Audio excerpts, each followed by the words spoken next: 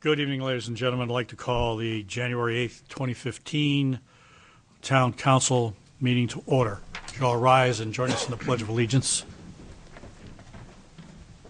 Pledge allegiance to the flag of the United States of America and to the republic for which it stands, one nation, under God, indivisible, with liberty and justice for all.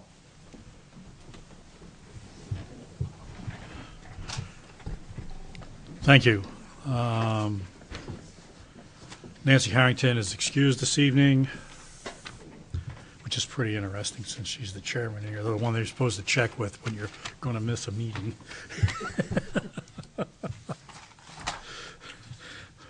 But anyway, announcements. I've been informed that Dan Biddle has had knee surgery and unfortunately had some multiple complications. And he is apparently not doing well. And we ask that you keep him in your thoughts and prayers as we go forward. Budget season starts Monday, January 12 at 6 p.m. I don't think we'll make kickoff for the national championship game, but we'll try if anybody's interested. So we have welfare, public works, highway, solid waste disposal, equipment maintenance, buildings and grounds, wastewater treatment fund, and parks and recreation and the summer day camp. There is another budget meeting on Thursday, January 15. Again, it's at 6 p.m. in this room. Monday, January 19 will be the final night for our review. And Thursday, January 22nd is a regular council meeting. Any other announcements, Eileen? As we know, sadly, on September 17th, 2014, Madeline Bennett, the current holder of the Boston cane since 2011, passed away at the age of 100. The town of Merrimack has begun the search for a new cane holder. We'll be accepting nominations until Friday, January 30th, 2015. Nominations can be made via the nomination form found on the town's website and can be mailed, emailed, or faxed to the town manager's office. That's all. Thank you.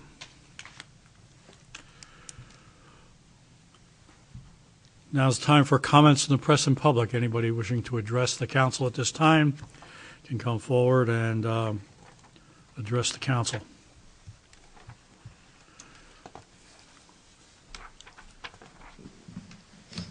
Hi, Deborah Huffman, 60 Amherst Road. I'm speaking to item number 2 under new business, the request for the extension of comment period for the gas pipeline proposal.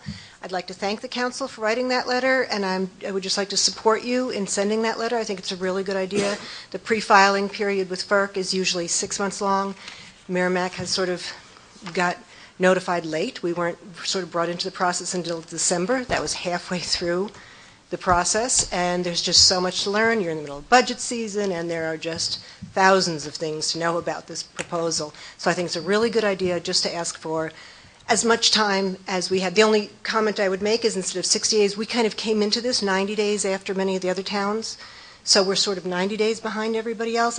I would suggest maybe that you would boost that to 90 days so that we have the full 6 months to look at everything and notify the homeowners and get everybody familiar with what's going on. I think it's a good idea. The pre-filing comments are usually about 6 months. We should have that 6 months. So boosting it out to 90 days is a good idea. Gives everybody time, no matter how you feel about the pipeline.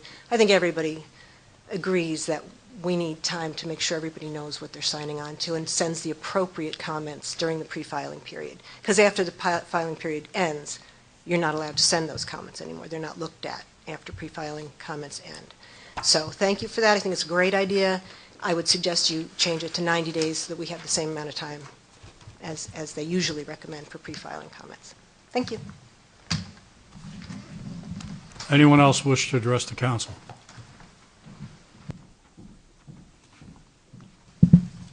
Hi, Angela Kazazian, Camp Sargent Road, Merrimack. And I will echo your sentiments about asking for this extension. It almost seems like we are not quite aware of what this means and the impact that this could potentially have on our community. So any time that we can take a closer look, make sure that we have all our facts straight before we make this monumental decision, even to have input. I know that federally they might just tell us, too bad, stinks to be you, with our little single fire engine over on Natticook Road that is grossly inadequate in the event of such a crisis situation. So I applaud you for being so careful and so mindful to make sure that as a community, and this is my community, that we're very careful in what we allow to happen to it. Thank you. Thank you. Anyone else? Seeing none, we have no recognitions, resignations, or retirements. Appointments, annual review with the Conservation Commission. Tim? There's 2 seats up here, Gage, if you want to join them.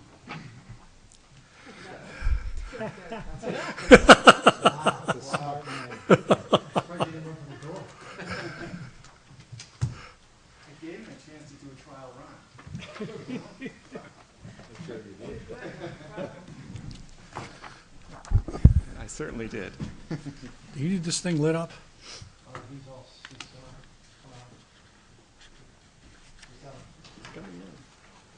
It didn't click over, but I didn't set it over yet.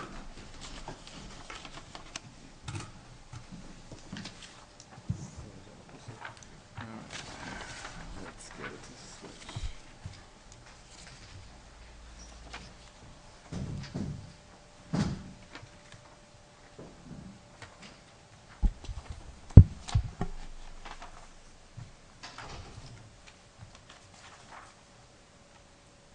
Not yet, huh?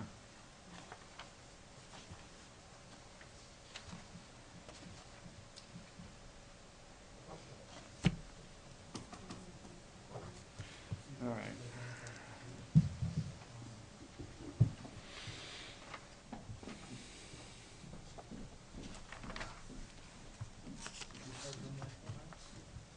Yep.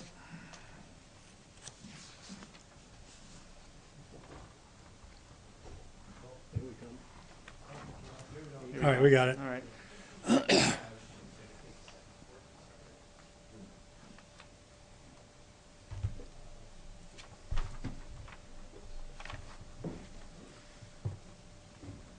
Actually, that one's probably easier. So.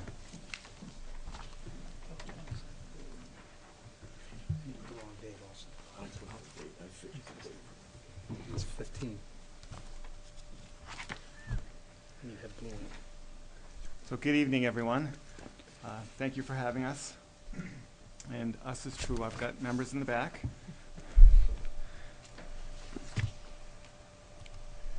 So what I'd like to do is start off and introduce the members. We'll start with Mike at the top. Mike was an alternate member who moved up to full-time member this year.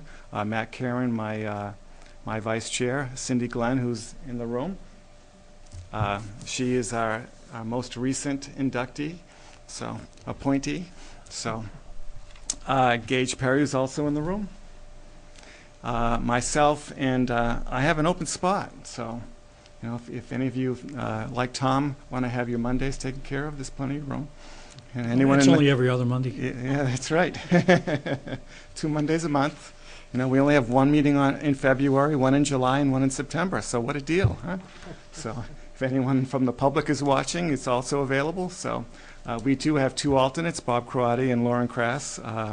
And then we're also looking for an alternate member. So I suspect Bob won't be returning after the end of his term here that ends on June 30th. So we'll actually have a couple of openings under alternates. So and that's something that we actually could use your help with if you know people are expressing an interest.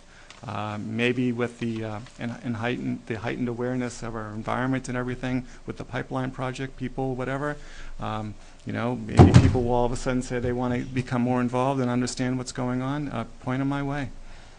So, and of course they come back to you for appointment anyway. So, and then last but not least, we have Tom, who keeps us honest and keep us going in a straight line. So he's our ex officio member. So.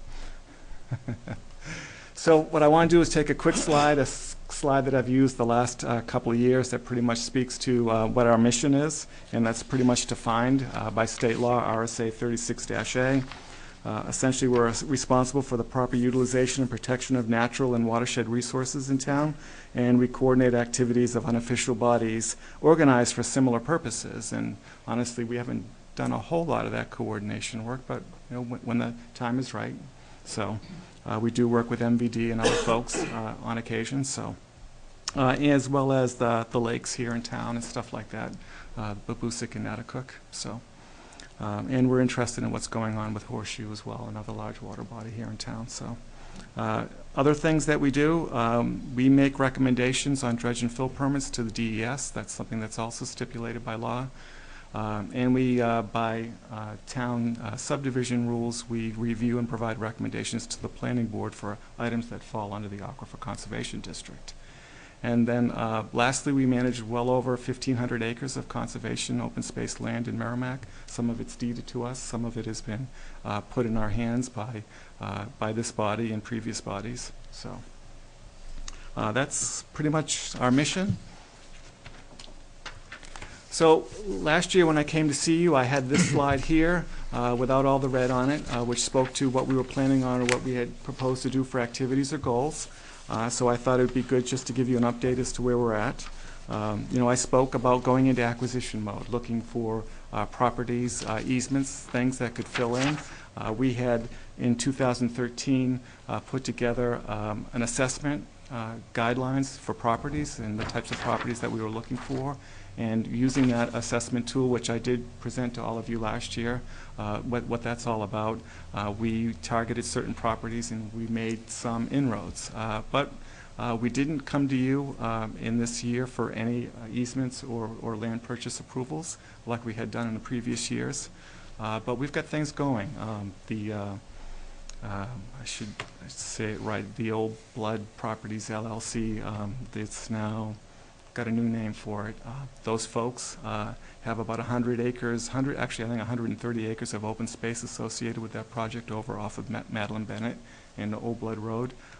2 of their 3 parcels that are or 4 parcels that are open space, about 100 acres. They're looking to have the Conservation Commission manage a conservation easement over the top of those properties.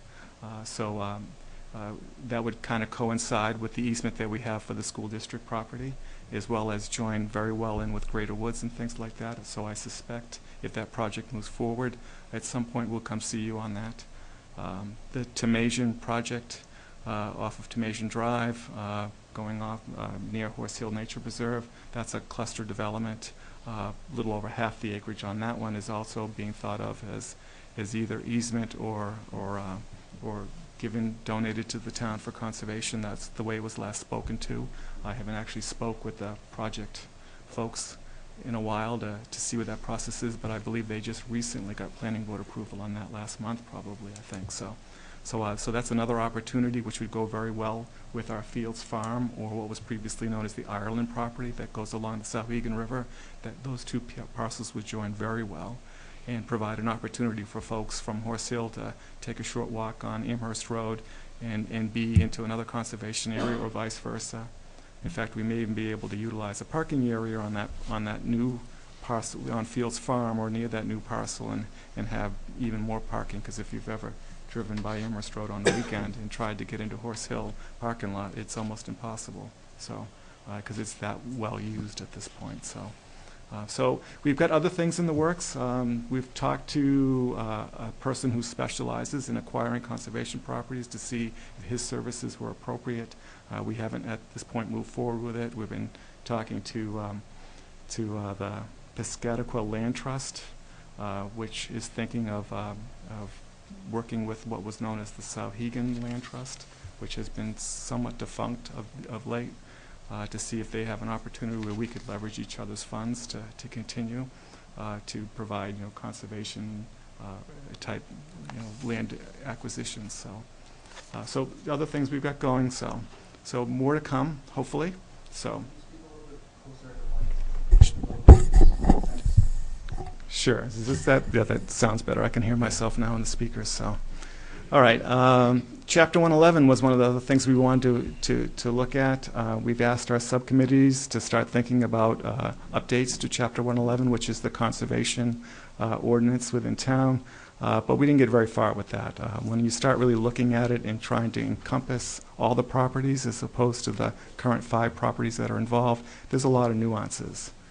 Some of our properties have deed restrictions that haven't been actually codified in the ordinance yet, so that's something we should be thinking about doing, and pretty much it's something we're going to need help with. So at one of the last slides I speak about how you can help us. I think we're going to need some staff support, some dedicated support to help us with that.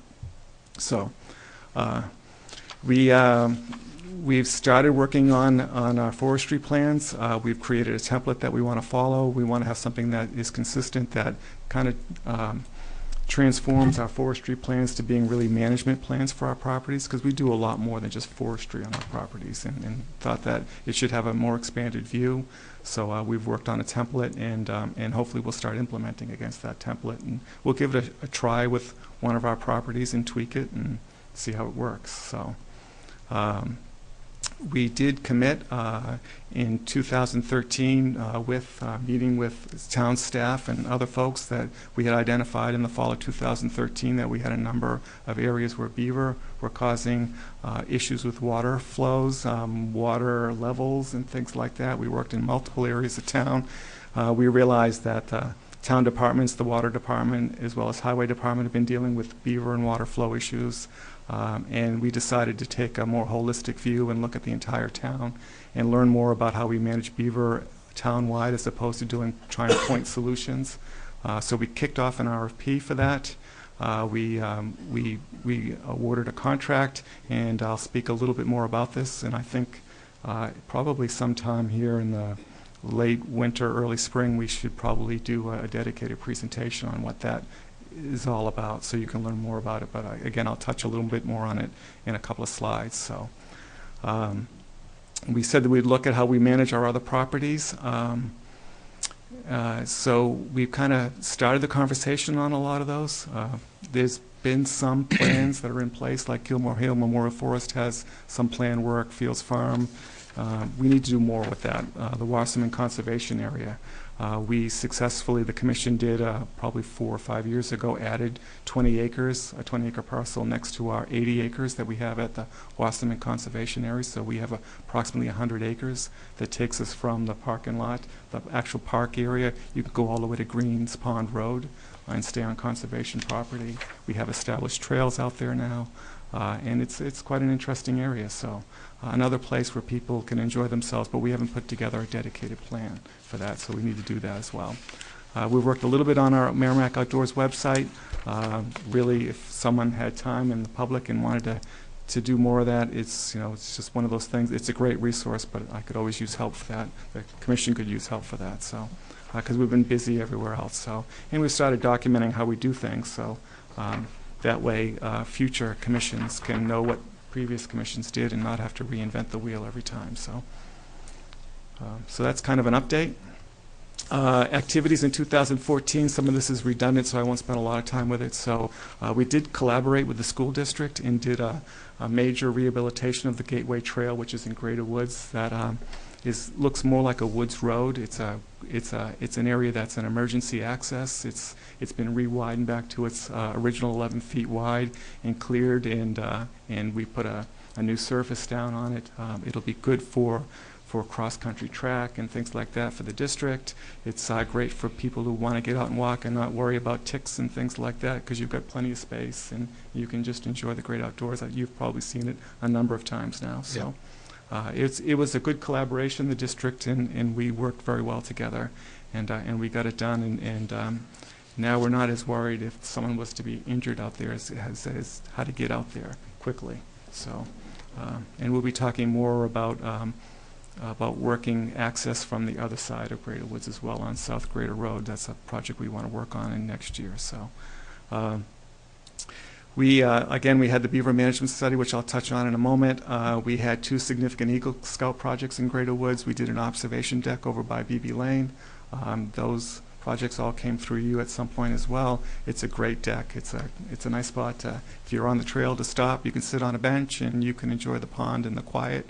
And every now and then you'll get a beaver that does a show for you. So, and then we've put in or replaced a bridge on the Drilled Rock Trail. That's a Class B trail. It's not a motorized trail. Previously, folks walked across an old beaver dam in order to make that crossing, and now we've got a two-tier bridge that went in. It actually required a DES permit approval and everything, and the scout went all the way through the process and everything. So it was quite a learning experience for him, I'm sure. So that, I believe, is done or about done at this point. So, yeah. So we have continued with our annual seedling giveaway, which we'll do again this year, I believe, on May 9th. Saturday, May 9th, I think is the date. So if you want a seedling for Mother's Day or something like that, you have that opportunity.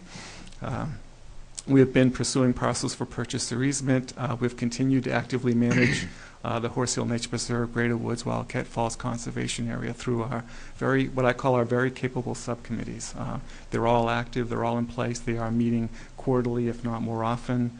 When it comes to Wildcat Falls, they have been working on an updated trail map because there is no trail map anymore since the forestry project that was done a number of years ago. They've created some loops in the trail, so you just don't walk down a trail and all of a sudden find that you've hit the end of the line. You got to turn around. You now have some looping capability there too. That parcel abuts state-owned land, and we're trying to figure out how we're going to map those trails if we want to include them, so that way, because people, when you're walking, you don't know that you're going from town land to state land. So, and eventually, hopefully, the town center committee will have everything it needs to do to complete the town center trail, which would go right through here as well.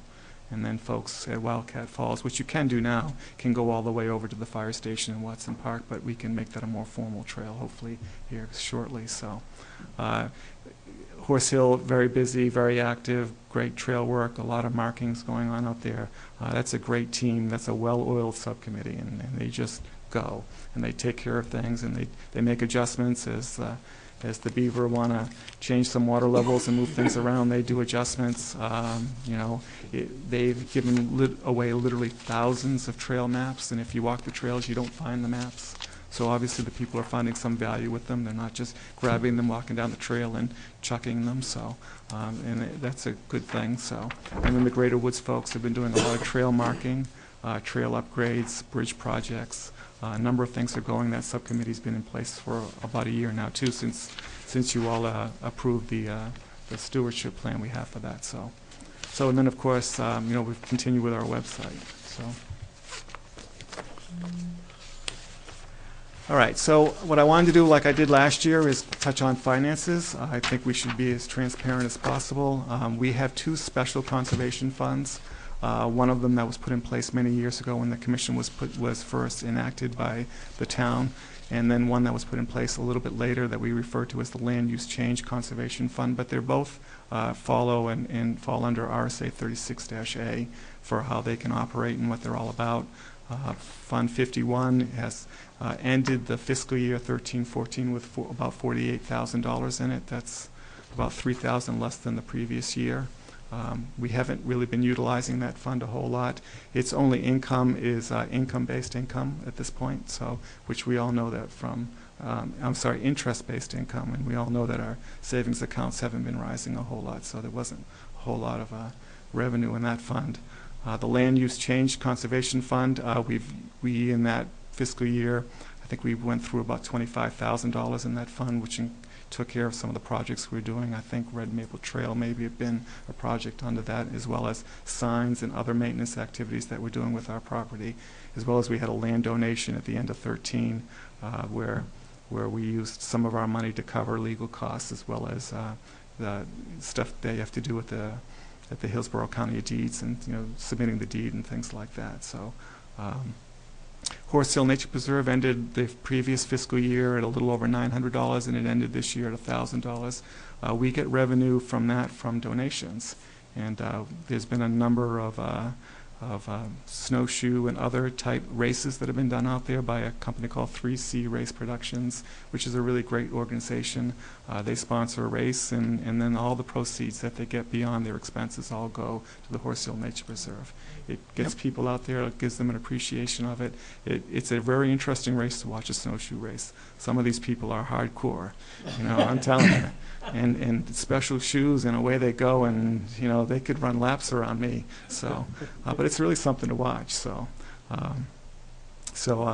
that's kind of an overview of where our funds are. Looking forward, I suspect we'll use more of our land use conservation fund to continue the maintenance of our properties, as well as support any acquisitions that we go after. So that's the special fund. If you all remember, it only receives funding if the level drops below a certain level. Besides that, all land use change tax money, like it is now, is going straight to the general fund at this point. So we also have a line item under the Community Development Department, and I listed the line number there. I believe that was the budgeted amount for 1314.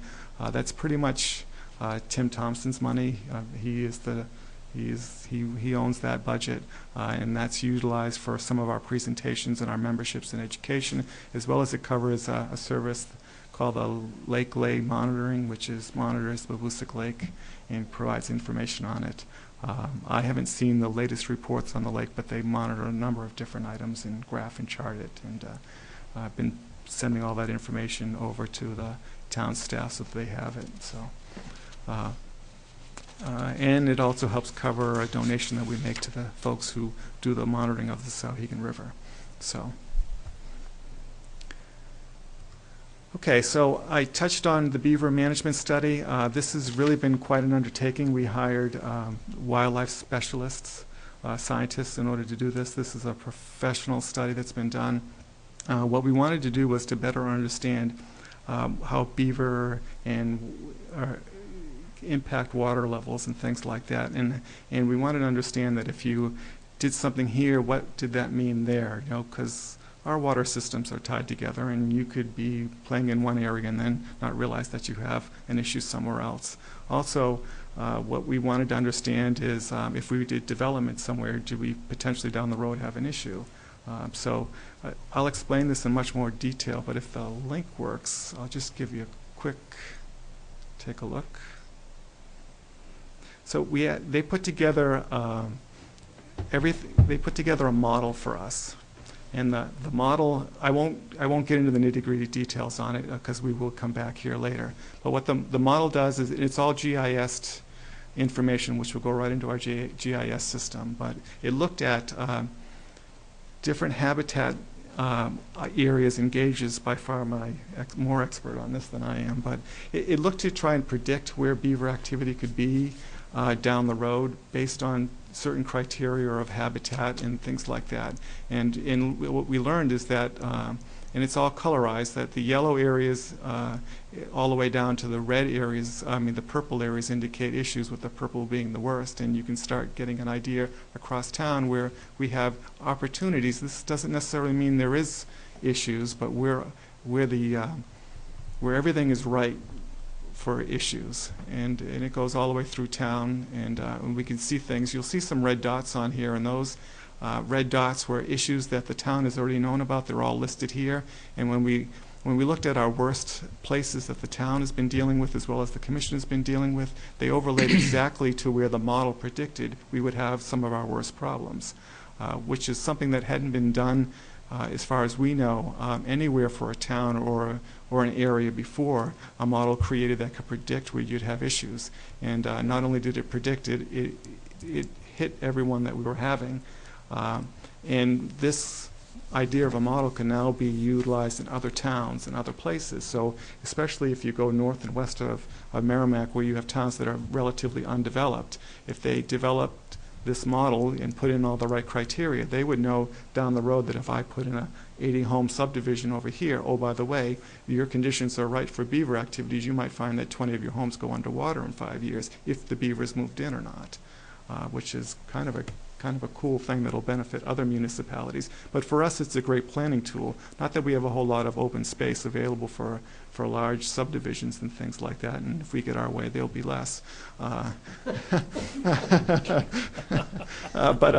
there's lots of good reasons for open space. But it's a nice thing to have, and again, we'll get the right folks here to explain this much better than I can.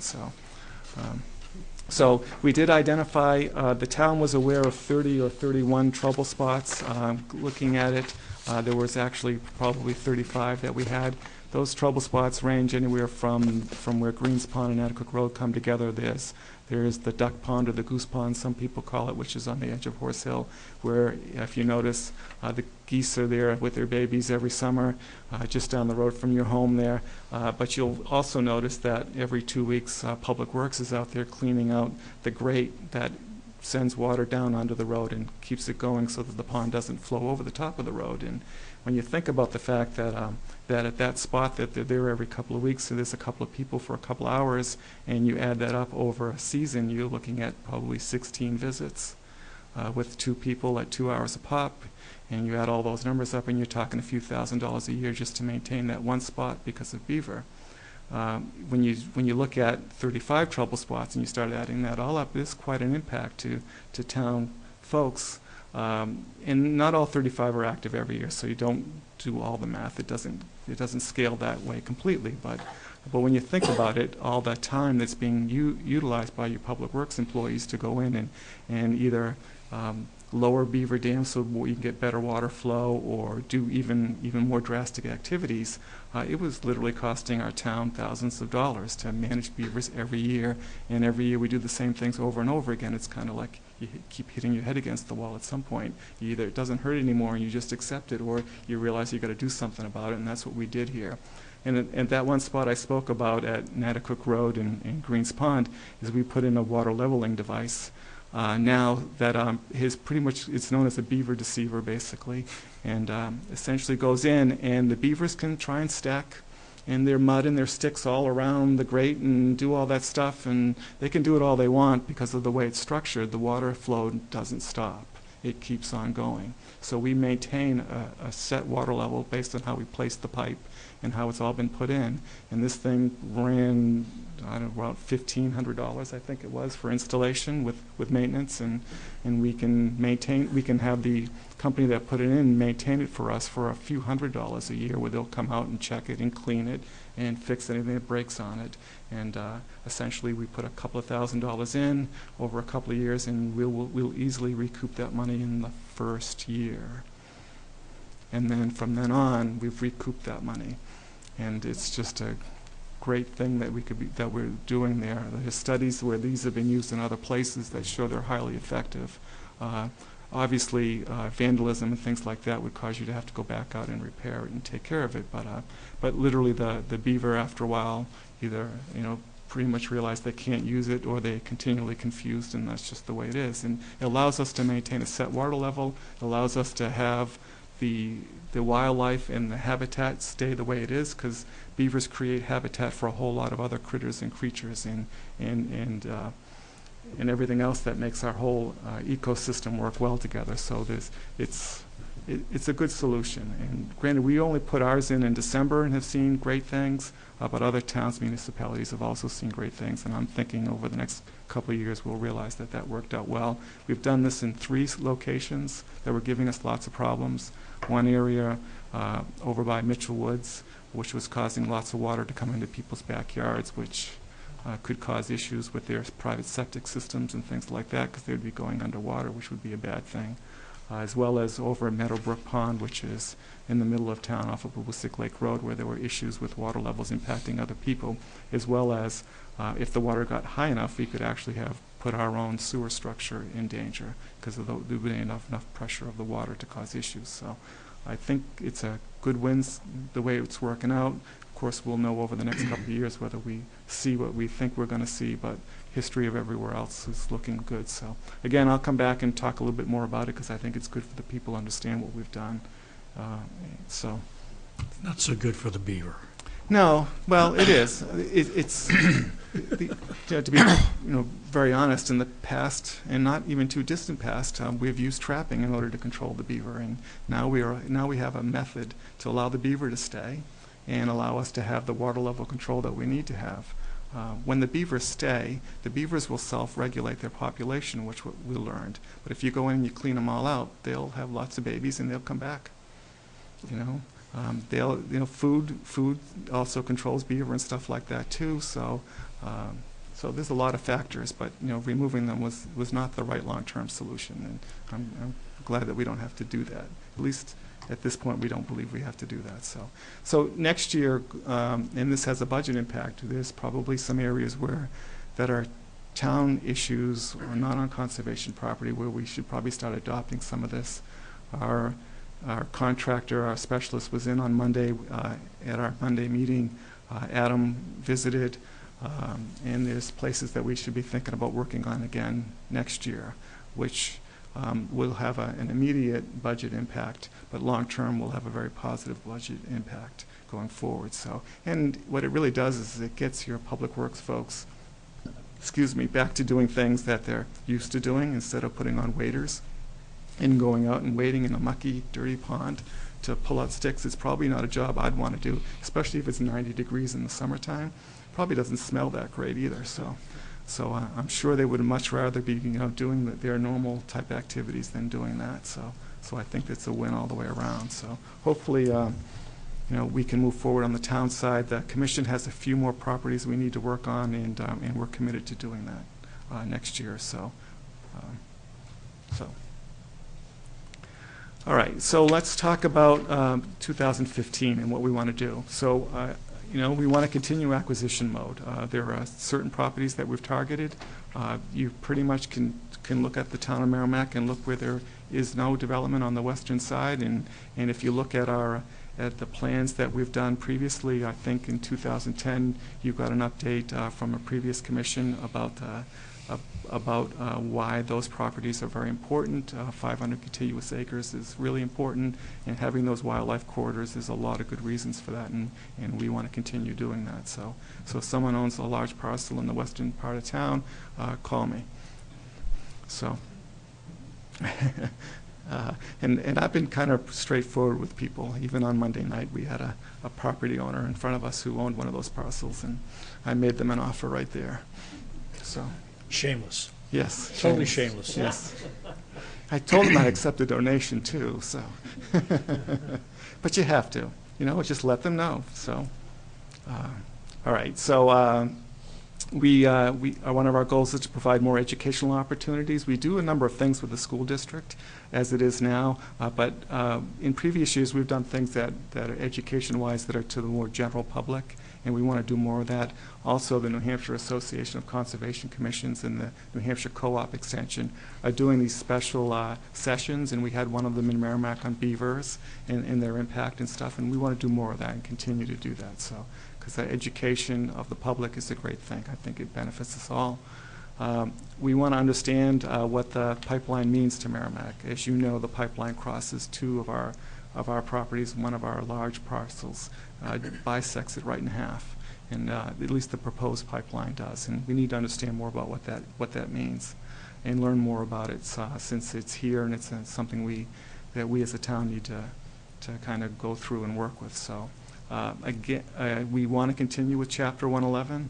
But we really need help with this, and maybe at some point I should sit down with Eileen and folks and kind of talk that out. So we want to create updated and consistent forestry management plans for our properties. Now that we have the template, we want to start that process.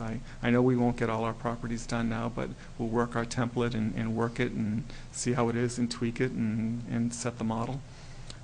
Continue to implement and learn as we go with our water beaver, with our water control and activities. We also want to update the beaver management policy, which was a policy that was last approved in 2002. And it's the policy that the commission and the town public works folks have been following. It lists a procedure when there's a perceived problem and what you should and shouldn't do. And now that we've learned a whole lot more, and when we get our final report, we can share all that knowledge. We think of better policies probably in order, and will be coming forward with that, and we can make that a policy that we can all live with, and probably come through you folks since you are the policy-setting board. So.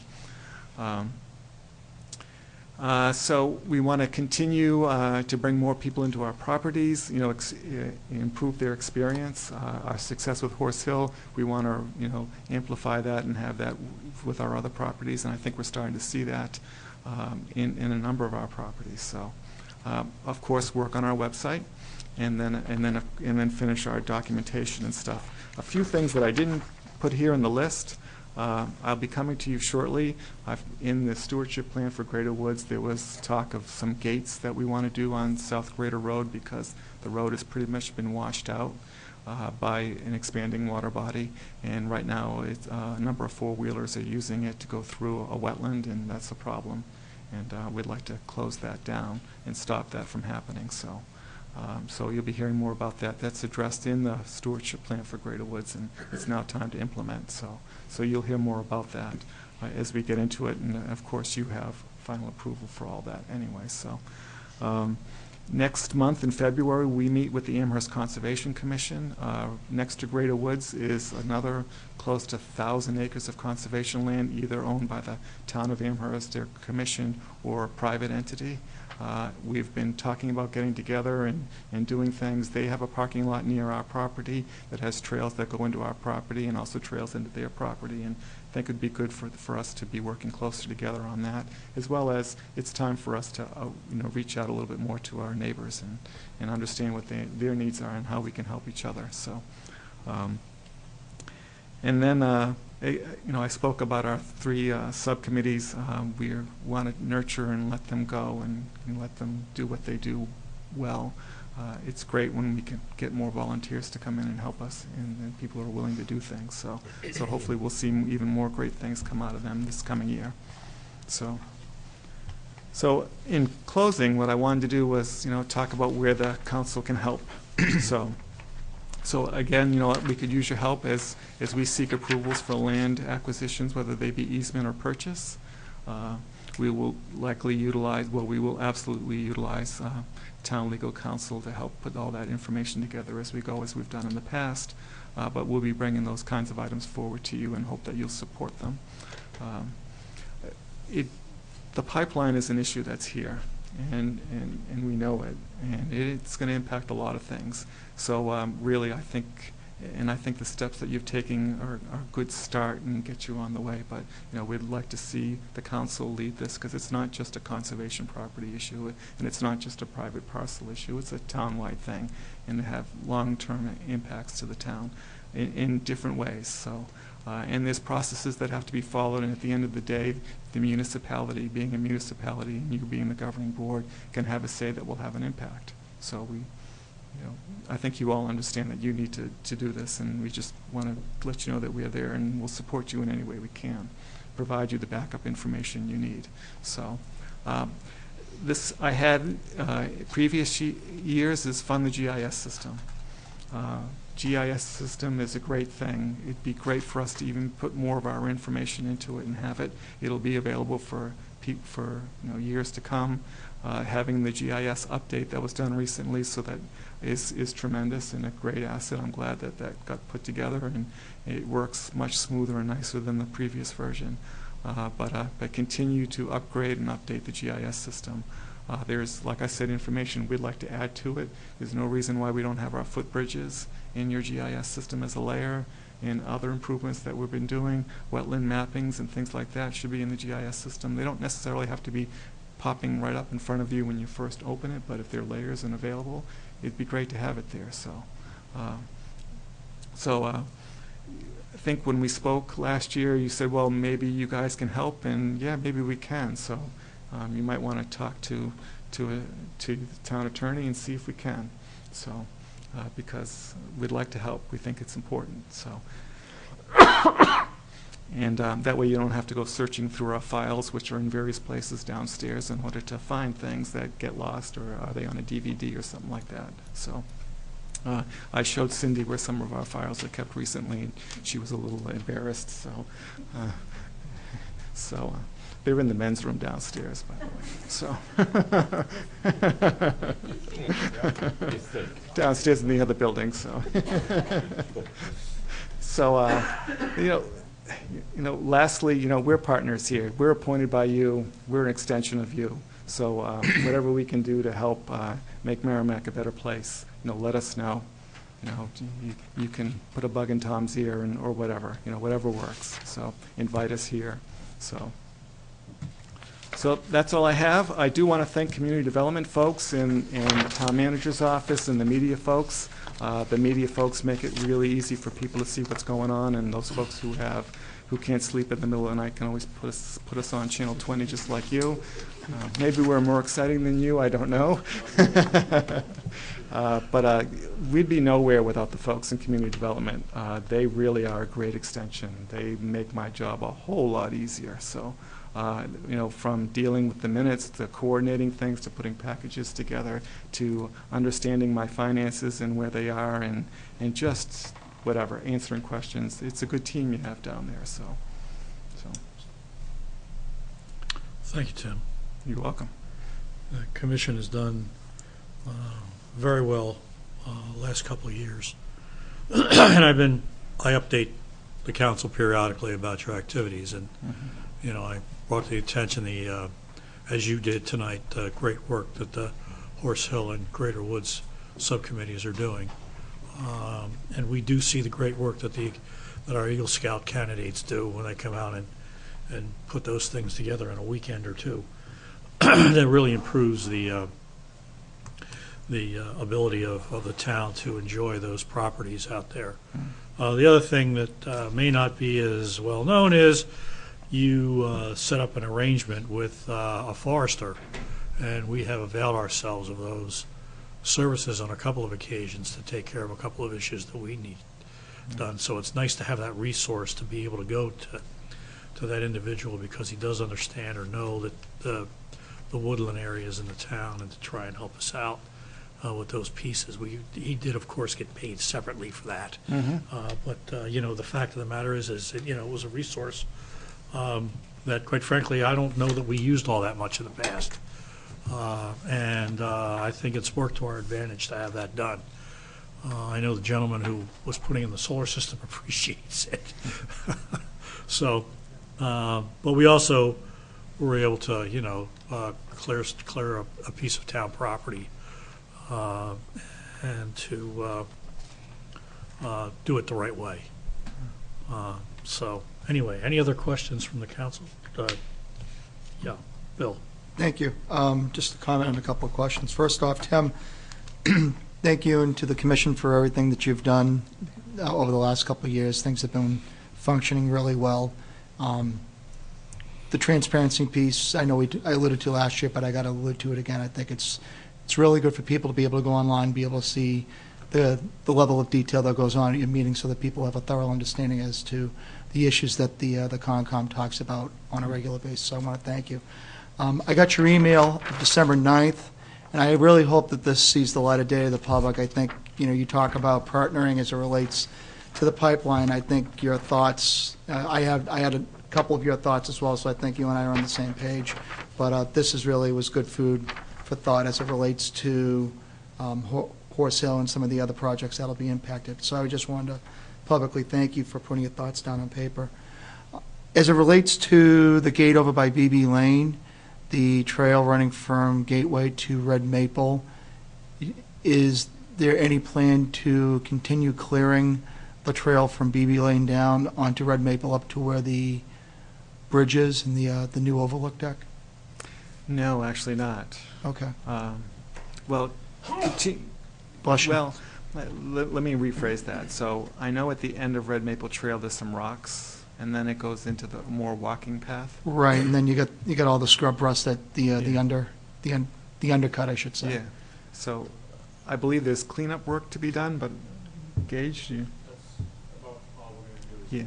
Yeah. Okay. Yeah, because that's a non-motorized trail back there. Right. In fact, we try to keep all our trails that get close to people's homes and stuff like that, as well as the sensitive nature of the red maple swamp that's right in there.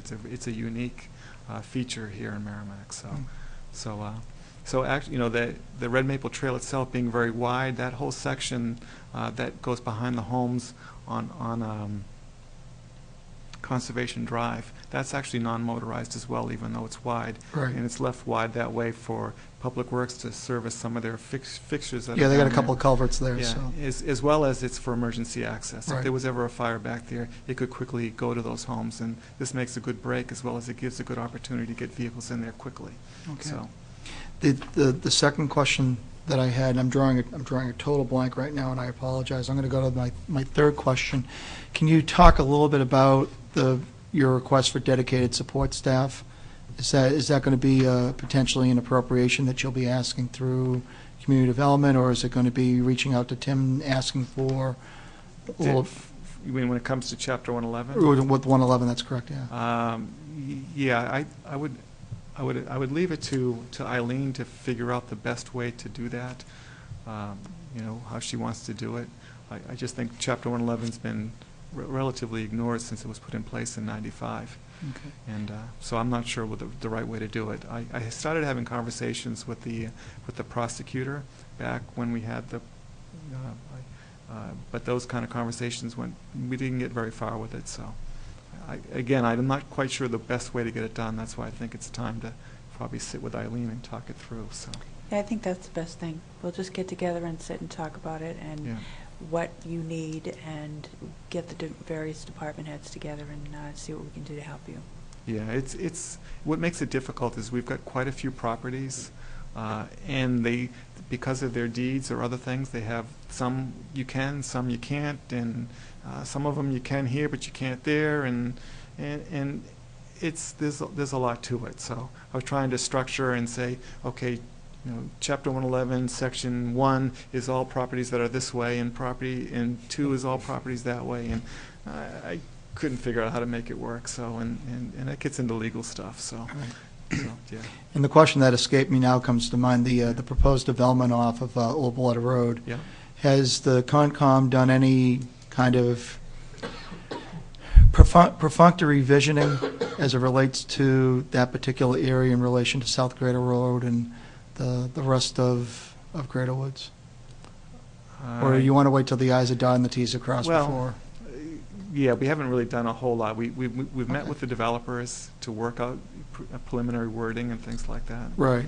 But that's about as far as we've gotten because that's a project that's been around for a long time. Right. So yeah, we're waiting for the planning board to sign off on the plans. You So might that- say. So that'll be something for the future. Yeah. That's a good thing. We're waiting for them to bring it to the planning board. Right. Understood. I know. I It's been understand. postponed multiple times I know. recently. Yeah. Yeah. Yeah. Tim, thank you again. Mr. Chairman, thank you. Sure. Dan? Tim, thank you for coming tonight. I wanted to just say that I really think that you and with the work that you do and the rest of the committee members, to me, it's one of the most important committees in town.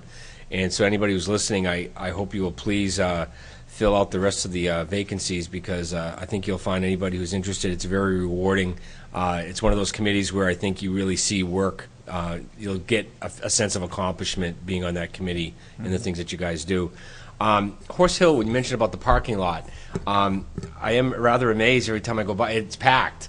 Yeah. So my simple comment is, and maybe you can tell me why it isn't so simple, but why can't you just cut down some trees and expand it right there on the spot? Is there something preventing you from doing that? There is, yeah. Okay. Yeah, there's a wetland right behind it. So when we first put the parking lot in, which was donated by a developer, as opposed to putting in sidewalks somewhere, which was a nice thing, a wetland scientist went in and marked off the area. So that parking lot pretty much consumes the area that's not part of a wetland. So we'd have to do dredge and fill and all that other stuff. So Is that cost prohibitive? no, it's not. I mean, is it something Yeah. worth considering? Yeah, I mean, when done the right way and done properly, then you would think it would be all right. yeah, I think at one point we had hoped that that the Watonic Bowman side of Horse Hill, they have a large parking lot there. We had an agreement with them. We've got a kiosk there. We thought that maybe folks would utilize that parking lot. But they just and haven't. access and we haven't actually heavily promoted it. Okay. And it's off a street, which is off another street, and Yep. deep in a neighborhood. Yeah. And so that and our relationship with the Wetonic Bowman ebbs and flows a little bit. We partner, they do some things with our property to allow them to do their activities, and in return we have the parking lot and stuff like that, but we just haven't pushed it, and maybe we need to do more of that. Okay. Again, it comes down to time and all that too. Okay. So, Thanks. But yeah, it is possible to make that bigger, but we get into permitting and other costs. Yep. So, Well, you have a lot of money in that account. Just a thought. yeah. Tom?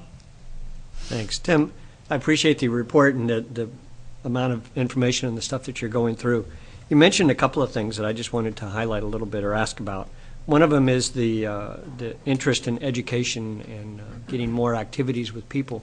And it just, as you're saying that, it brought to mind the report we had recently from Parks and Rec and Matt Kasparis and his desire to expand education and involvement with people in the outdoors and things of that nature. So I'm hoping that you guys are communicating or at least willing to work together to see how things like Wasserman can integrate and bring out more programs. So just to know that that's out there, and two different groups at least are talking about the similar things. Yep.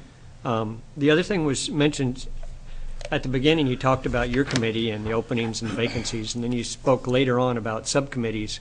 But I'm curious about the membership of the subcommittees and whether or not you need assistance there as well, or is that part of the Conservation Commission? Or No, so we, with our subcommittees, we have a membership model similar to ours, where we have an ex officio member, and then the rest of the members are all outside members. I believe Horse Hill is 5 members. Deb, is it 5? I'm sorry, I apologize. On a good I day. actually, now, yeah, there is, and as well as alternates.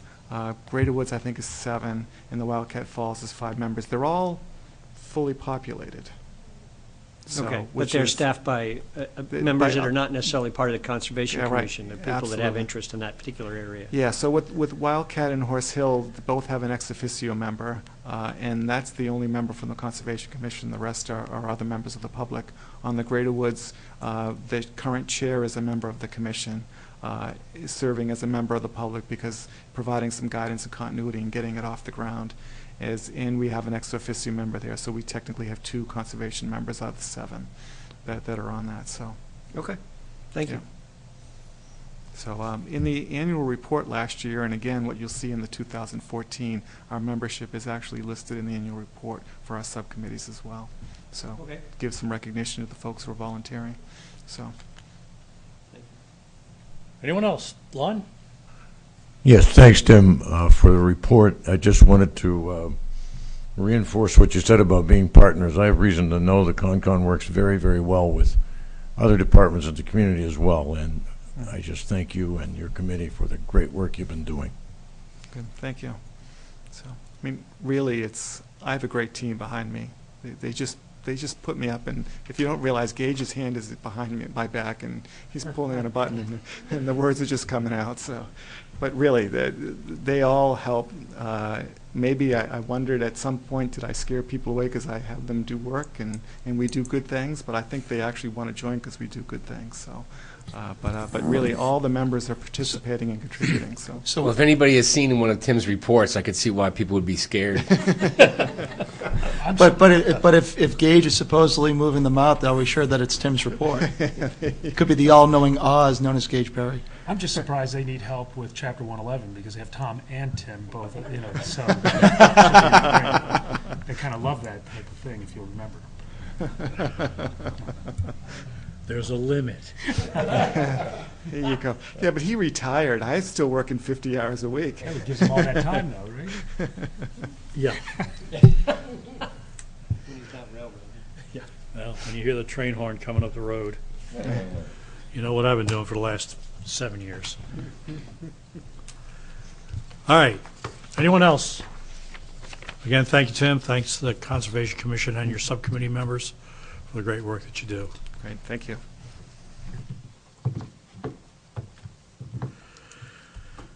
Okay, no public hearings. Any legislative updates? Doesn't look like it.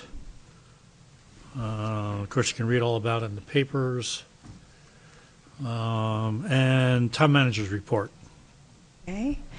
As you know, we have been expecting the MYA's annual audit report as of October 31st. We have not received it yet, but we've heard from the auditors, the MYA auditors, and they have received the material that they need to perform the audit, and they will begin. Not sure exactly when they'll have it done, but at least the process is underway. The ice skating rink located behind the tennis courts on O'Gara Drive is open for the season. The skating rink will be open to the public as weather permits 7 days a week, with lights on from 4:30 to 10 p.m. A group of dedicated volunteers will groom the ice on Monday, Wednesday, and Friday evenings. On these evenings, the rink will be closed to skaters at 8:30 p.m. Current conditions will be posted at the Merrimack Parks and Recreation Department and the Merrimack Department of Public Works Facebook pages. The second annual holiday food drive competition was held between Public Works and the police. The badges, or the police, gathered 1,806 pounds of food versus the hard hats, or Public Works, with 990 pounds. So congratulations and thanks to both departments. That's all. Very good. Any questions for the town manager? Okay, no consent agenda, old business, noise ordinance concept. This was requested by the chairman. And we had said that we would review this one more time at the request of a resident, and we sought some guidance from our town council, which he provided. It's part of the packet. But he lists 12 reasons why it is very difficult to develop and enforce a usable noise ordinance in most places. And so at this point, does the council wish to take any further action on a noise ordinance? Is a motion appropriate, Mr. Chairman? Not to adopt? It could be, yes. Okay, Mr. Chairman, then I would move that the town council not adopt a noise ordinance for the town of Merrimack. Is there a second? Second. Seconded by Councilor Dwyer. Any discussion? I think, for me personally, with the genesis of this whole proposal is really, I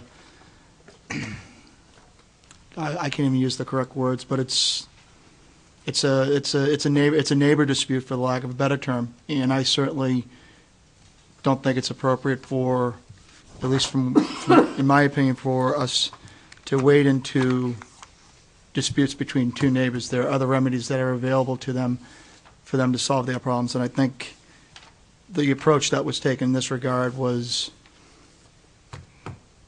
as Matt outlined in his memo, this is just something very, very, very difficult to enforce. So that's my comment. Based on the foregoing, I don't think we should adopt it. Okay. Dan? I just want to say to anybody who's listening, our attorney, Matthew Upton, has provided a kind of like a bullet point of reasons of why this may not be such a good idea. But more to the point, I wanted to just say, just because it may be very difficult to enforce or difficult to implement or difficult to create is not one of the reasons why we shouldn't do something just because it's hard. I'm against it for other reasons, some of those reasons that I had just stated. But it's just more of a, you have to ask some of a common sense question of why is it that out of our state of New Hampshire, there's only one city, Nashua, that has one. No other town and no other city in the state has a noise ordinance. And a lot of that reason is you have a live free or die mentality here in New Hampshire.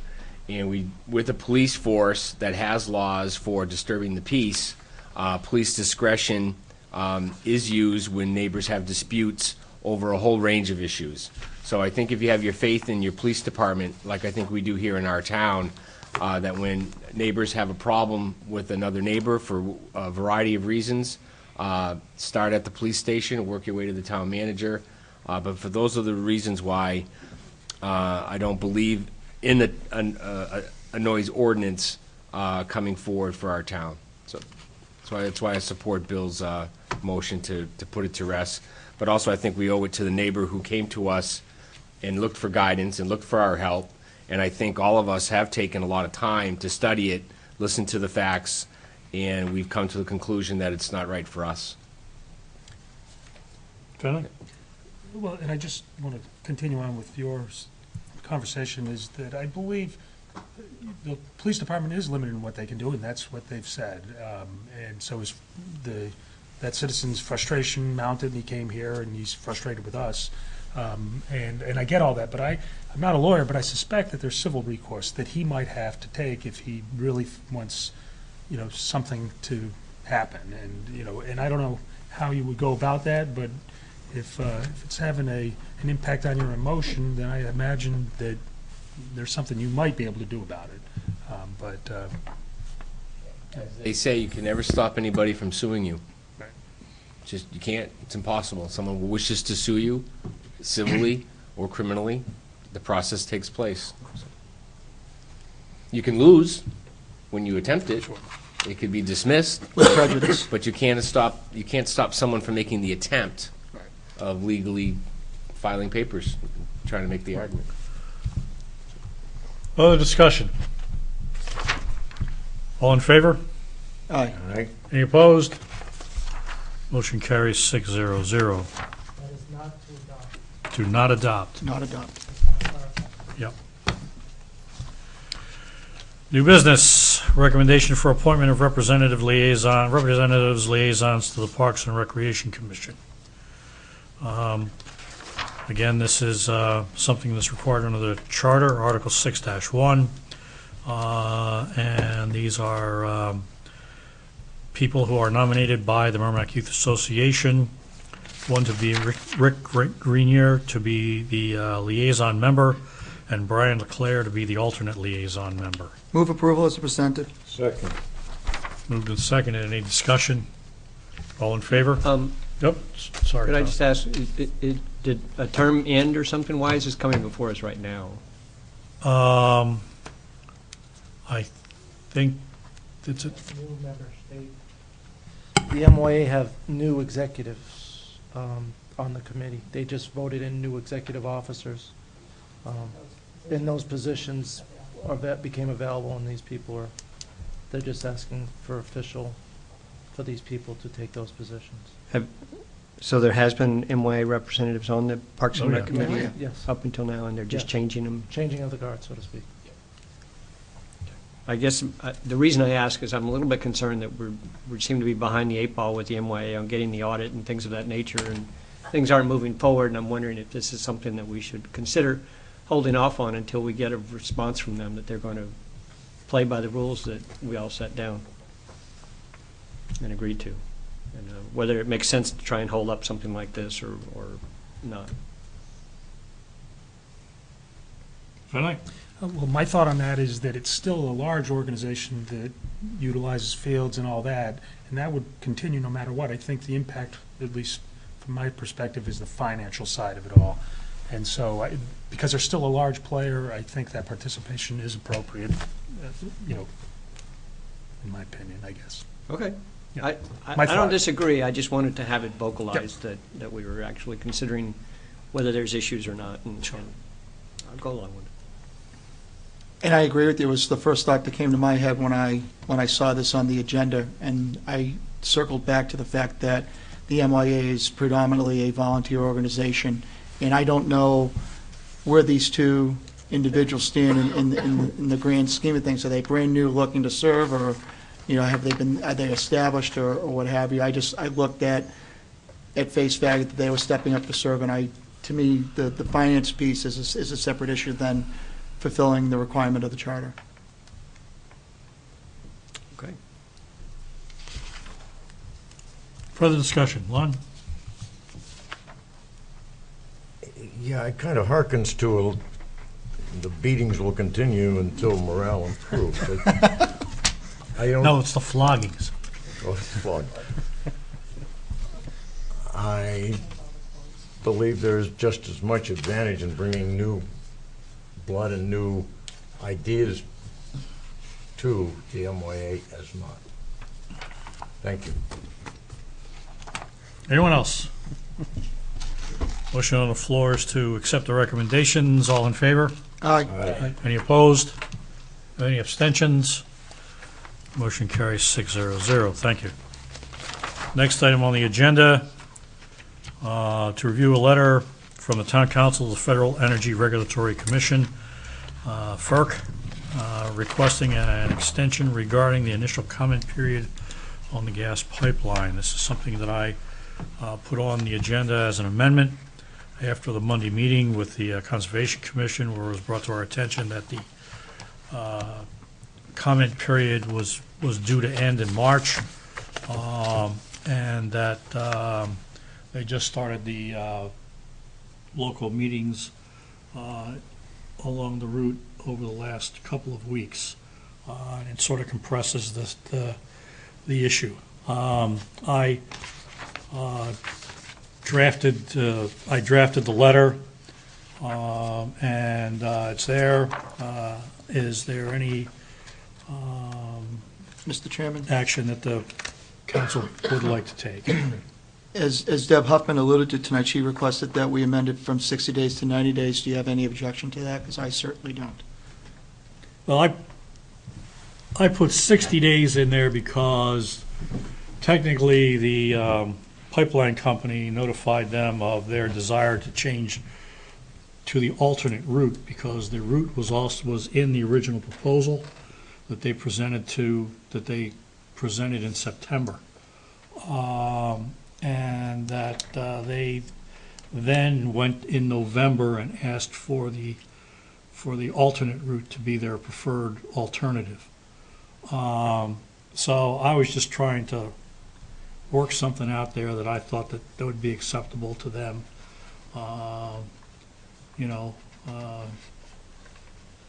And just let it go at that. So it's up to you. I mean, if you have a desire to change it to 90 days, that's fine. They can tell us yes or no, or they can give us what they're willing to extend it to. So that it's. I guess I'd ask for suggesting it. I'd ask for a consensus of what my colleagues, whether 60 or 90.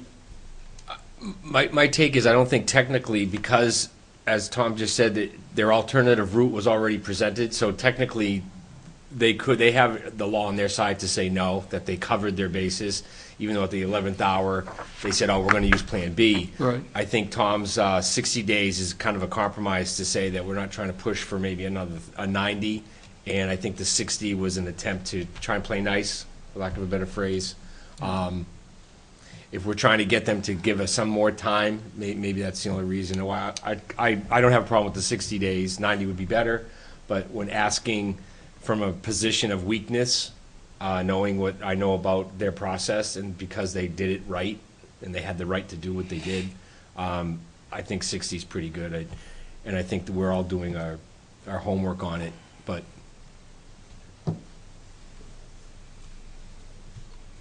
What? Yeah, I'm not sure I like the 90 days. I'm not sure that we should characterize our position as weak or whatever. We have a position. We're asking for an extension. If we get 90 days, wow. If we don't get 90 days, wow. But I wouldn't characterize it as being in a weak position. I only mean by the legality that they did their part correctly and Right. had the right to pick the alternative. Recognize that. Yeah, which leaves us short time. I can go either way. 60 or 90. I just wanted to say I understood, I think, where Tom was coming from on picking the 60. That wasn't just an arbitrary number that he pulled out. Mr. Chairman, I would propose that the letter be amended to 90 days. Have a second? Second. All in favor? Or any further discussion? I'm sorry. He's in a rush. That's I appreciate that. I'm sorry. Any discussion? None? All in favor? Aye. Okay. Mr. Chairman, Any I move. opposed? No abstentions? Okay, well, Mr. Chairman, I move the letter as amended to be forwarded to the Federal Energy Regulatory Commission, otherwise known as FERC, requesting a 90-day extension regarding the initial comment period. okay. Is there a second? Second, with copies to our With the copies I've to the got- legislative I've got a whole delegation. list already. I saw that. Okay. It will be amended. And the other thing is, do you all wish to sign the letter? Yes. Okay, so, well, do we have a clean copy? Because we can sign the second page, because it's only the first page that has to be amended. I do not. Everybody's got a, It's full of holes, that's the, much like our, is there one in there, Tim? No, it's going to be full of holes, isn't it? Is it punched? No, I don't think it's punched. is it of the quality paper we And said on? the Who other, cares? Okay, the I'm other- good. I don't care. the other comment that I would make, Unless you guys want to come in tomorrow to sign this thing, you know, I didn't think so. This opens up all kinds of interesting possibilities for us, a blank signed page. Thank you for attention in this matter, yes. and Mr. Chairman, Town staff has 3 weeks vacation. Philly, I'm going for 6 months, I'm sorry. and Mr. Chairman, the Yes, the cover letter to Senator Shaheen, carbon copy should be going to Congressman Frank Dintonot and McLean Custer. pardon? Down on the carbon copy at the very bottom, Yeah, it should be going to Congressman Frank Dinton. He's our congressman, not Custer. I know that. Okay. I know that. I asked to have her added because it would be the entire congressional delegation. Okay, then we need to add Congressman Ginter's name to the, Yes, I know. Okay, We've thank you. I've already okay, gone through that with the staff, and these were put together before, okay. okay, so those, Oh, I'm sorry, I got the second copy. I apologize. okay, I so apologize. those copies have been developed because, you know, the one I saw today has, executive counselors never picked a telly, and that's not the case. You're right. I Correct. missed that one because I'm looking above and I see Ginta. But Yeah, and she, oh, well, what, they went to the webpage for the executive council, and they haven't updated it yet. So just got sworn in today. Are they seated now? Yeah, yeah. So anyway, go ahead. I was just curious, on each letter, it's addressed to the congressman specifically and just showing the copies of it all. Right. Is that correct? Yes. The only reason is I actually made contact with Simon Thompson, who is a Merrimack resident and had worked on AOT's staff. And so I just wanted to, Yeah. you know, it would He's just no- be semantic stuff. No longer on No, he, Senator Ayotte's staff. I spoke to him his last day. Yeah, okay. Okay. Pardon, who? David Wheeler. David Wheeler. Okay, and I just wanted to make sure that the entire delegation got it, because if it comes from all of them, whether they're affected or not, it's gonna have an impact on the federal agency. Because some of the towns in this pipeline are in fact District 2. Right, yeah. So, it's, you know, as they say, we're all in this together, Correct. all right? So, oh, yeah, right, yeah, exactly.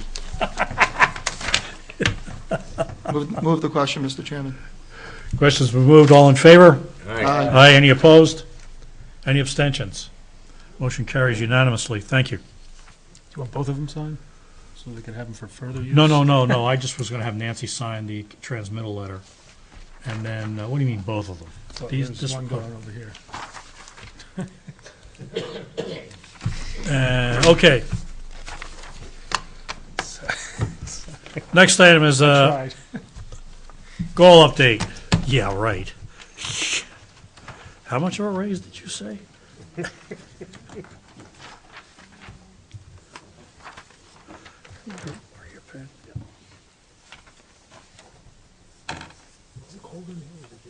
It's you. Okay. Submitted by Town Manager Eileen Cavanell, an update on the current goals of 2014 and beyond. Eileen? Okay, as you know, once a year, usually in May, the council gets together with Paul and myself and goes over the things that they would like to accomplish in the upcoming year. So what we do is sit down with a facilitator and go through the goals of what occurred last year and whether or not we accomplished those goals, and then to establish some new ones. So at the kind of in the midpoint of the year, which is a little late, we'd like to go over with you what has been accomplished on those particular goals. The way that this is written is that it quotes exactly from the report that was given to us by the facilitator, and it's kind of done in a stream of consciousness kind of a way, rather than the discussion went around this and various things, and I'd like to kind of get more to the point about what the different issues are and what's being accomplished, rather than read word for word what was discussed. If that's okay with you. Is that all right? Yes. Okay. The first item has to do with the Public Works Garage. It was voted as priority number 1 by the group. The discussion concerned the fact that the garage obviously failed. It needed 66% of the vote, but only received 57%. But it was also noted that the majority of the voters did approve, so that there's also already some momentum built behind the project.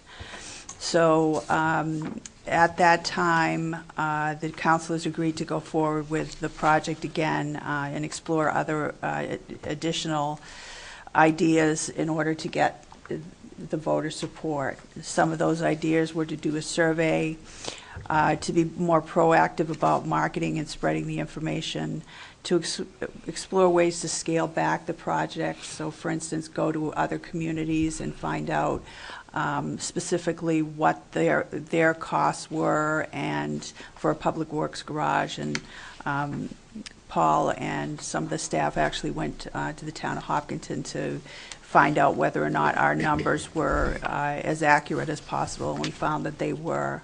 The $3.2 million number was a pretty solid figure. Also, we talked about getting some assistance from contractors to look at other ways. Value engineering is what they call it, to scale back the project, or look into, as we looked forward, we were talking about the maintenance function of the Public Works Department, and the maintenance function space was actually the most expensive space. The council requested that I advertise for to form a committee to review the project and the cost, and we only received one application, so that kind of died on the vine. I have not included the bond in the 2015-16 budget, but have included in the CIP for 2016-17. And I look for guidance from you as to whether or not you want to move forward with this. We will be discussing it under the bonding section of the budget on the 15th of January. Another topic that we talked about was the next generation of vehicles. As we know, we do a very good job on keeping up with the vehicles.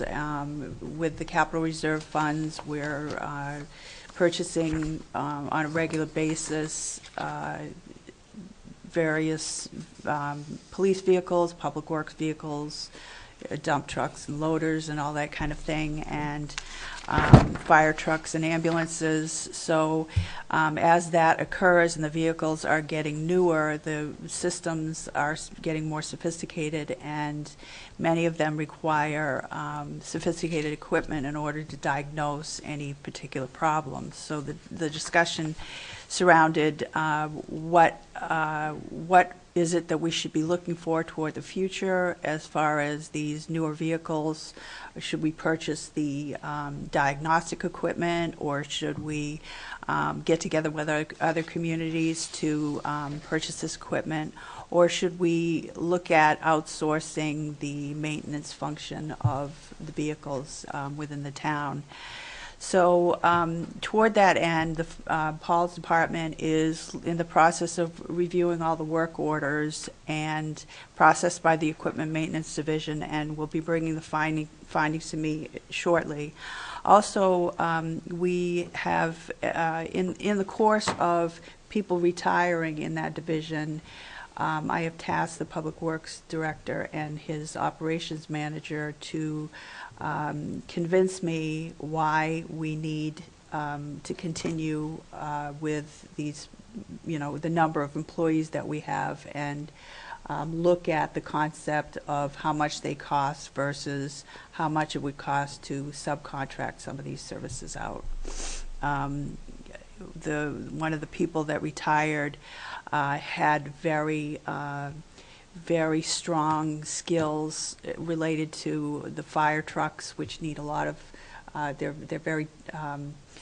very sophisticated, and they need a lot of care, and they're in the shop a lot for making sure that they're in top condition.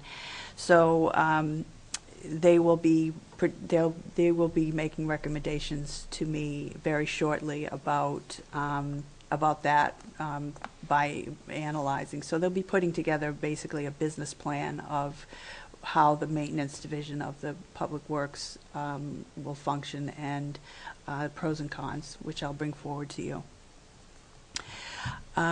We also talked about the fire department study for future needs. It started out as a topic about the South Fire Station and where that is in the priority of the council in terms of a bond. And we expanded the discussion to talk more about, as the council has discussed with the library when they came forward to talk about building a new library. When we talk about building a new a new fire station, the discussion should also surround what the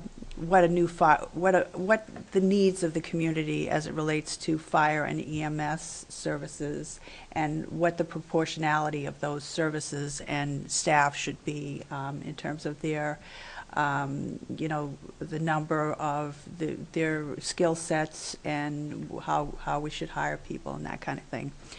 So, and I believe that the topic of the South Fire Station will, the information that we receive will lead us down the proper road toward what that should be, whether an ambulance garage only or a fire station or that kind of thing.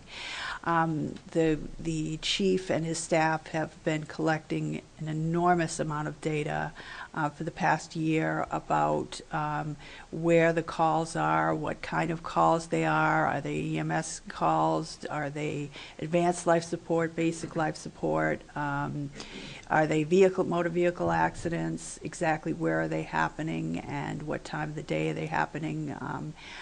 And I understand that a lot of that, such as fires, can be predicted or based on history, but there are areas in the community where there might be an elderly population where that they may need an ambulance more, or older buildings that don't have sprinkler systems and that kind of thing.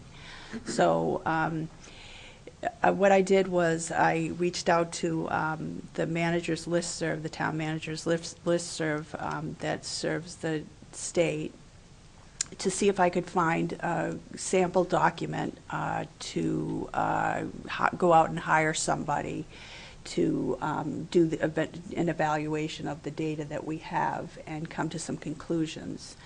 One of the issues that we had was, how do you translate the NFPA, which is the National Fire Protection Agency, standards to a town like Merrimack.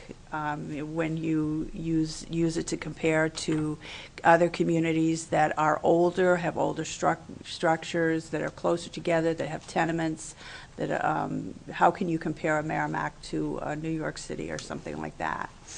So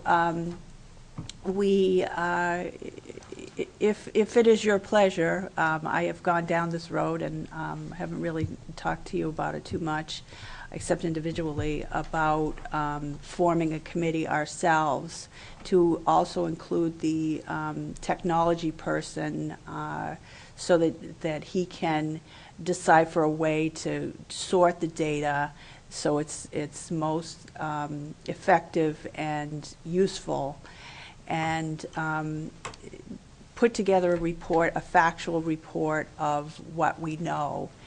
It has been suggested to me by a few of you that once we get that data together, that we take the data and then give that data to an outside agency to look at it from an outside perspective to draw conclusions from it.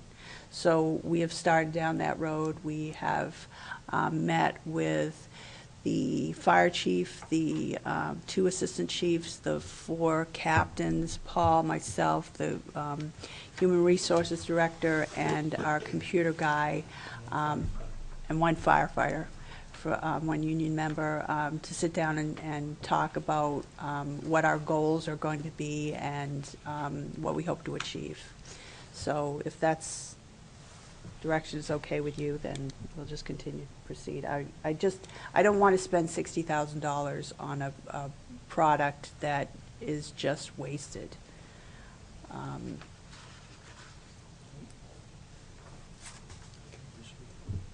Okay.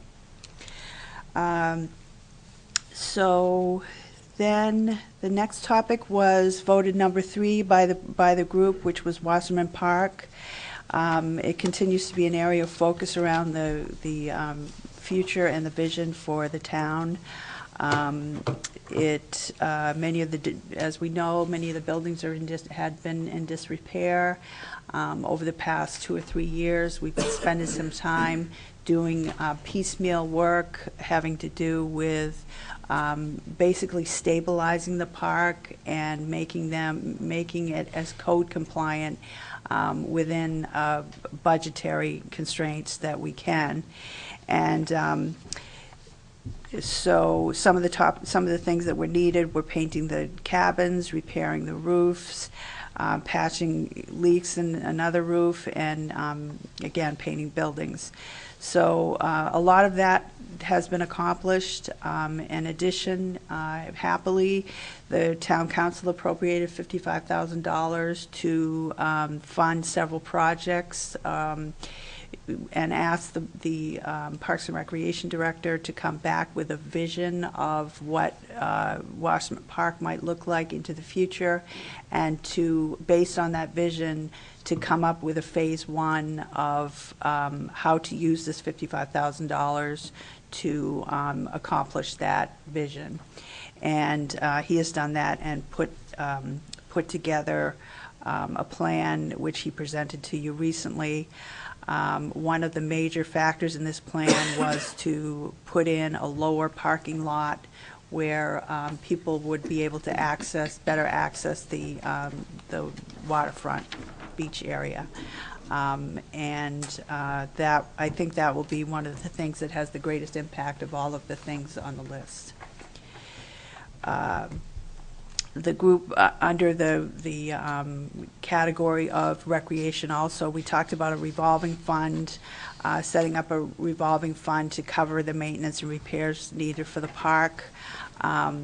We didn't have a chance to discuss it too much because the Parks and Recreation Director hadn't been on for a very long time. Normally what happens with a revolving fund is that the revenues and expenditures that go into there are, for instance, you have a trip to go somewhere that you invite the community to go to. It costs a certain amount of money. You receive a certain amount of money, and it comes in and out. There are also other activities that might generate funds, and at the end of the year, that money is left over with the idea that the remaining funds stay there instead of being absorbed into the general fund and be used for repairs.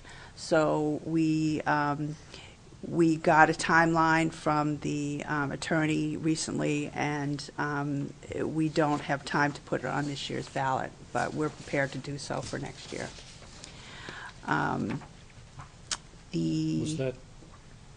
Was it the revolving fund, or was it the Both, reorganization? both.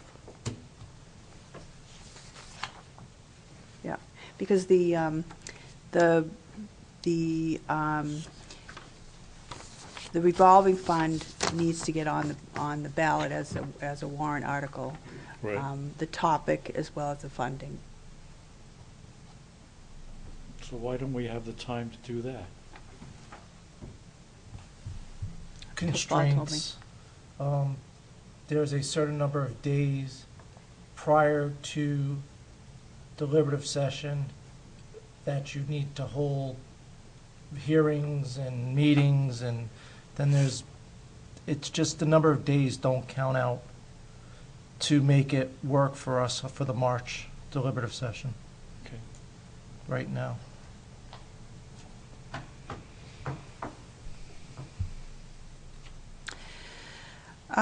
Okay, so again, the town council received a maintenance plan from the Parks and Recreation Director to accomplish his goals, and he will begin looking into the cost of changing the signs at Wasserman Park to the new logo, which we really like.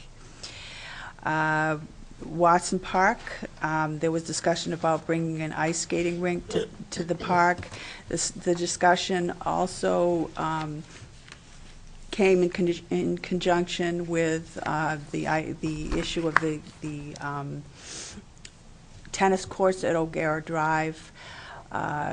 We have been told by representatives of the state who represent the federal government on this topic that the tennis courts need to be, a recreational use needs to be maintained in perpetuity for if the tennis courts are not there. So we have not heard back. We've requested more information from the state as to what is required for us, what level of how extensive the project needs to be in comparison to the tennis courts. Can it be just a volleyball net? Can it be a skating rink? Can it be various things? So we are waiting for a response from the state on that. How long has it been since you reached out to them for that? While I was out, so October. But even before that, it's almost been a year. No, but you reached out to him in October. Right, but for the first time when we The reached first out- time No, I was want to know the last time. Oh, Just the last time. October. Okay.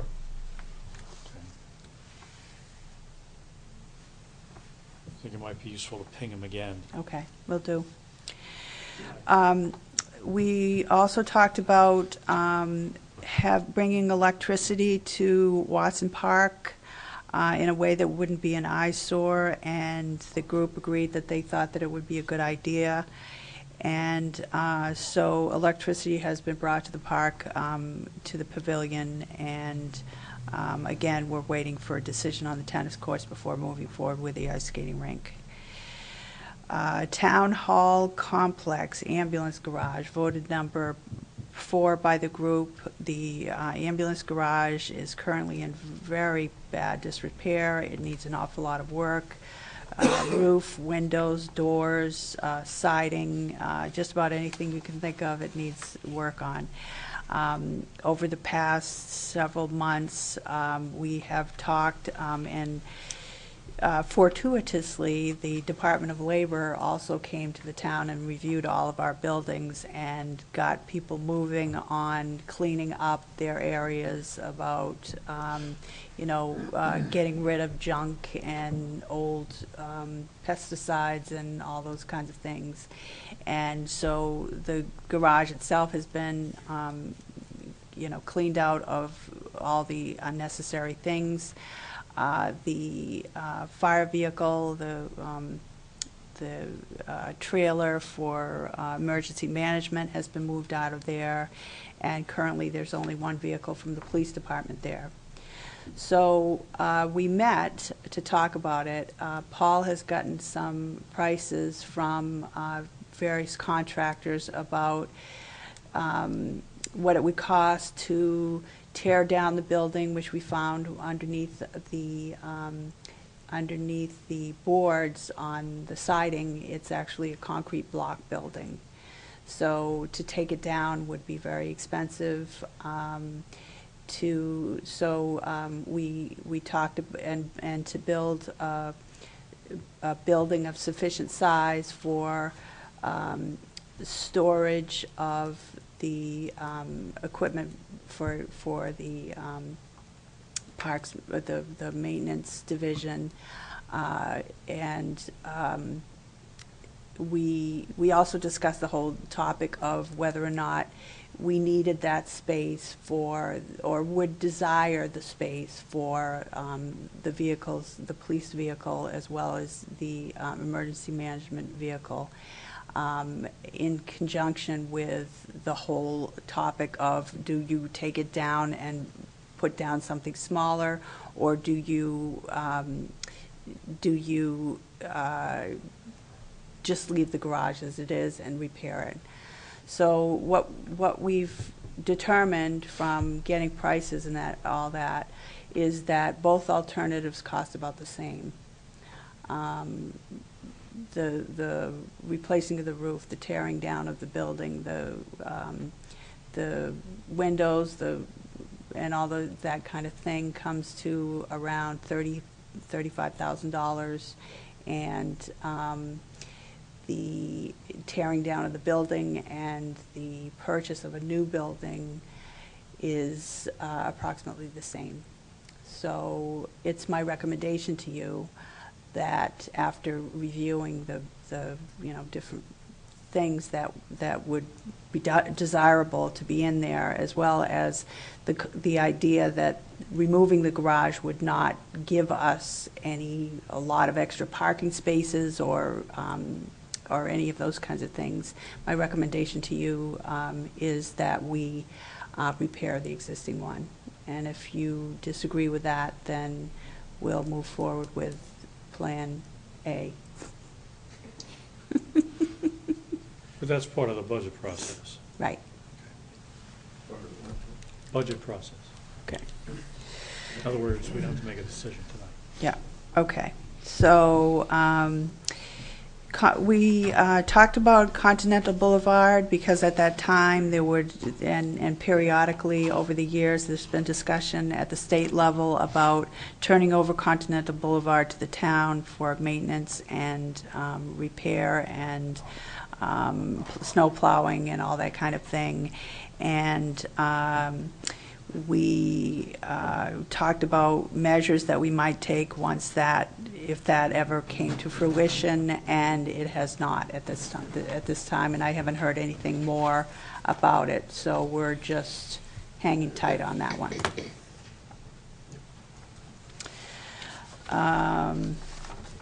Okay, so okay.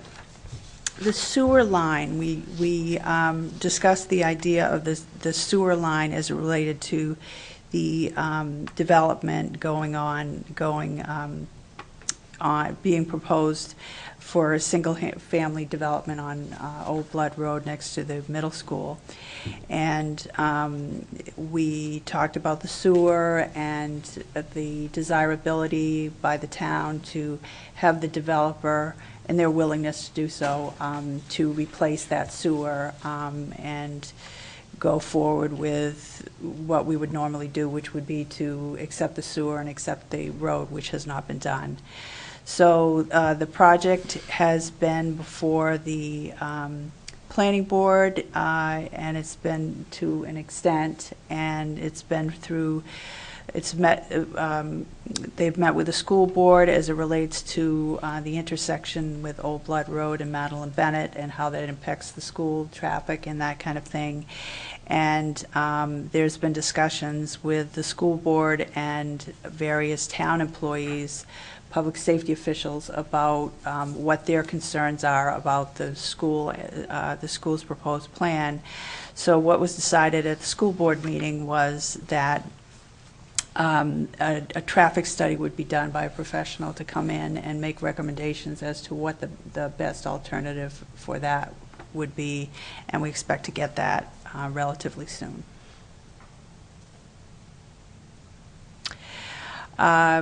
We also discussed sewer access fees. We have in place a sewer access fee that hadn't been there had been no projects that necessitated us imposing it, and except for a couple next to the mall. One was Dunkin' Donuts and one was Starbucks, and we're not after coffee people, but coincidentally it was a couple of coffee establishments.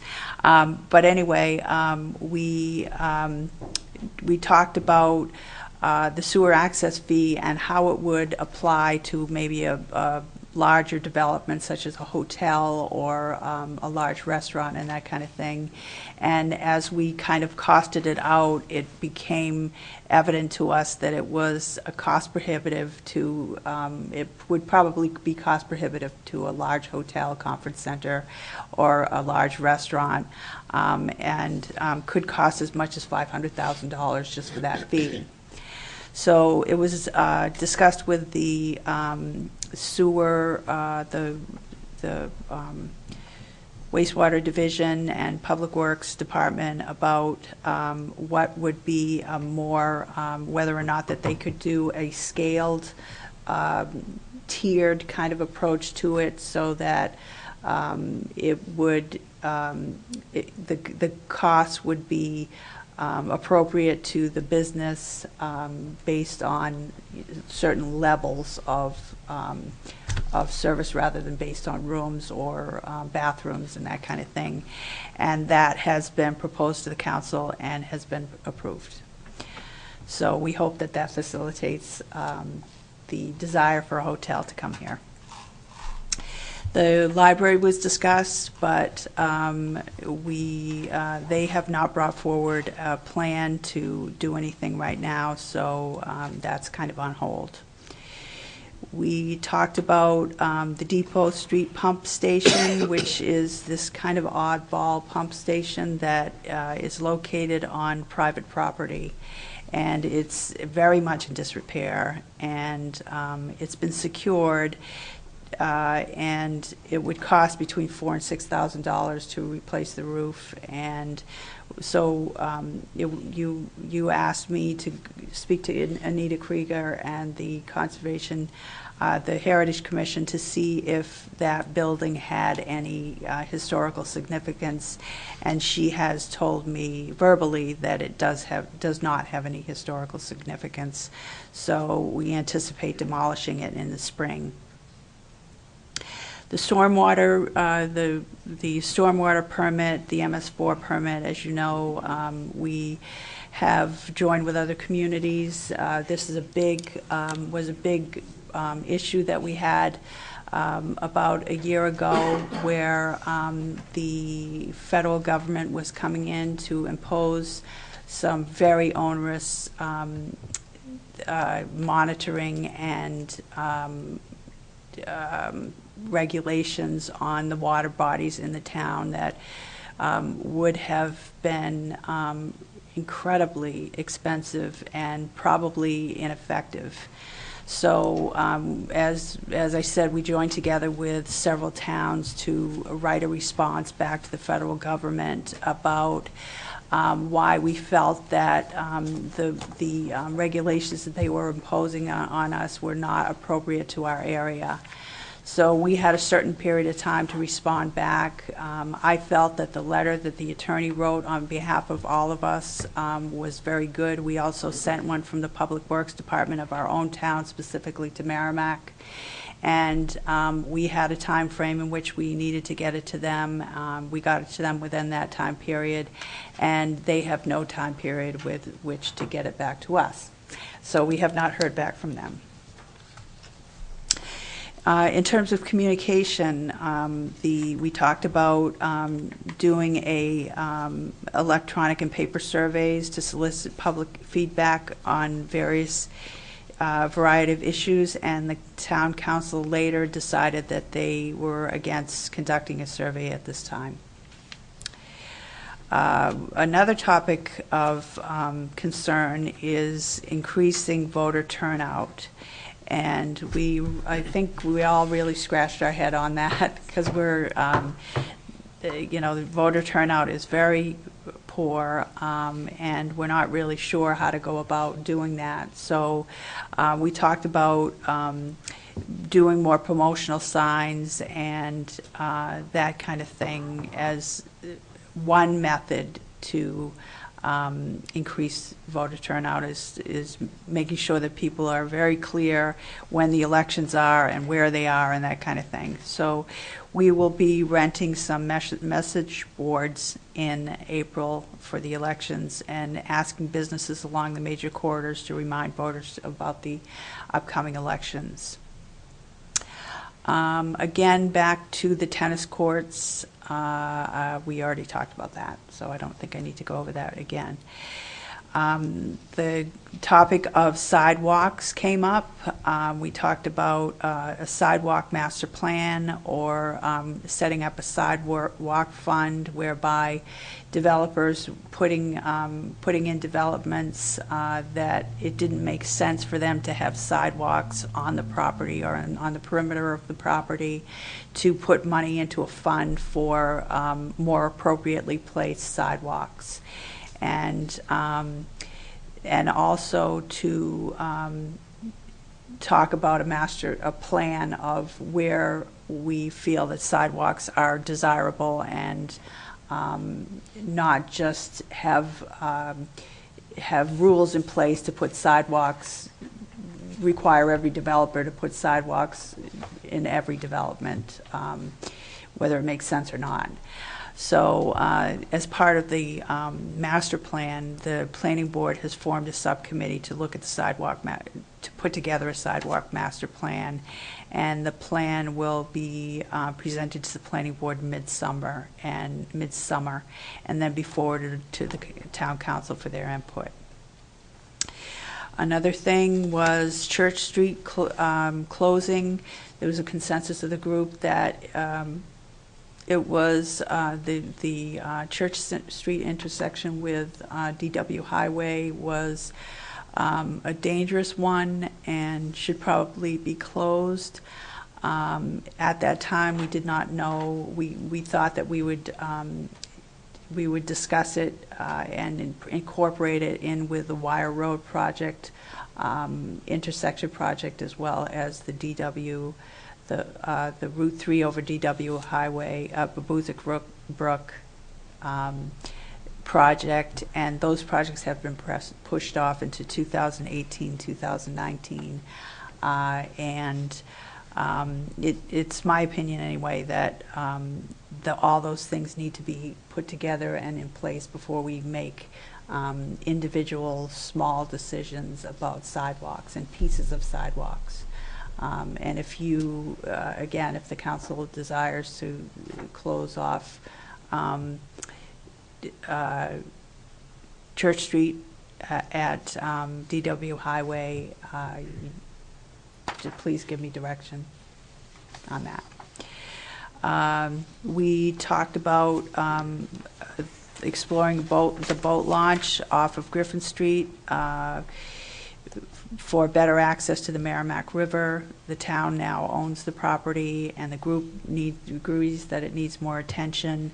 As you probably recall, a year or so ago, the town council set aside, I believe it was $12,000, $15,000 to, as a match for any state funds that might become available to do a boat launch project. And since then, we've heard from Mr. LaRue, Bob LaRue.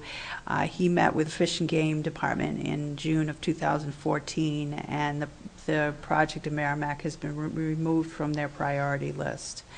And he suggested, and I certainly agree, that we should send Fish and Game a letter expressing the reasons for the town's continued desire for boat access to the Merrimack River, as well as informing them that the town has set aside matching funds, which sometimes will move you up in their priority list. So if you would like me to do so, I can forward on a letter to the State Fish and Game Department. Anybody determine what the match would be? No. Or if there 'cause- would be a match, because they are rather hard pressed for money, being a supposedly self-funded agency. When I was in another community, we did see. We Now, you don't get as did. much grief as I get when I bring it up. Yeah, but that wasn't 30 years ago, my friend. Things haven't changed all that much.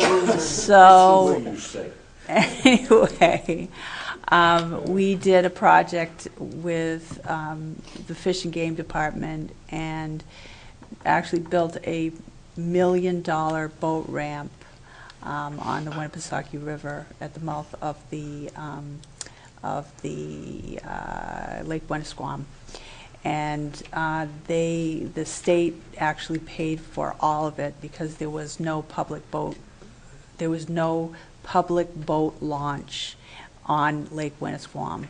So there's actually an RSA that talks about, or some kind of ruling that talks about requiring a certain amount of boat access to certain size water bodies. So the more that you can contribute, the more that I think that you would move up on their priority list. Finley? We have $15,000 set aside. For matching. When did we, I don't, A couple of years ago. We're going to do the upgrade on the road. okay, right, because I remembered that. I didn't know we set some money aside, but I knew the cost to get a road to turn off of Greeley Street, It was whatever, about, yeah. was $15,000. I knew that, but I didn't know we had put money aside. We put that money aside and held it in abeyance for them until they did their project. It was a great idea. Yeah. I must have been part of it. I just So didn't there it know. is. Actually, you requested it, You Finley. were the one. It was- You requested Wow. it. I became a grandfather. It must be my mind failing. Right? And nobody knows that, Finley. You've never told any of us No, that I you're a know. I am grandfather. obnoxious. And we've never met your grandson. He shuts down town hall for about a half hour He once in a does, while. yeah, he does, with his perfect little face.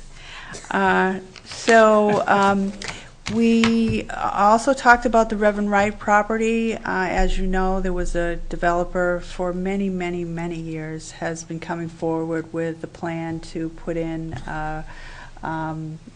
assisted living facility or elderly housing project. That's come before the planning board. It's been approved, but it has been on hold because there are restrictions in the deed that I believe, the reason why the project hasn't gone forward is that the restrictions on the deed are pretty stiff.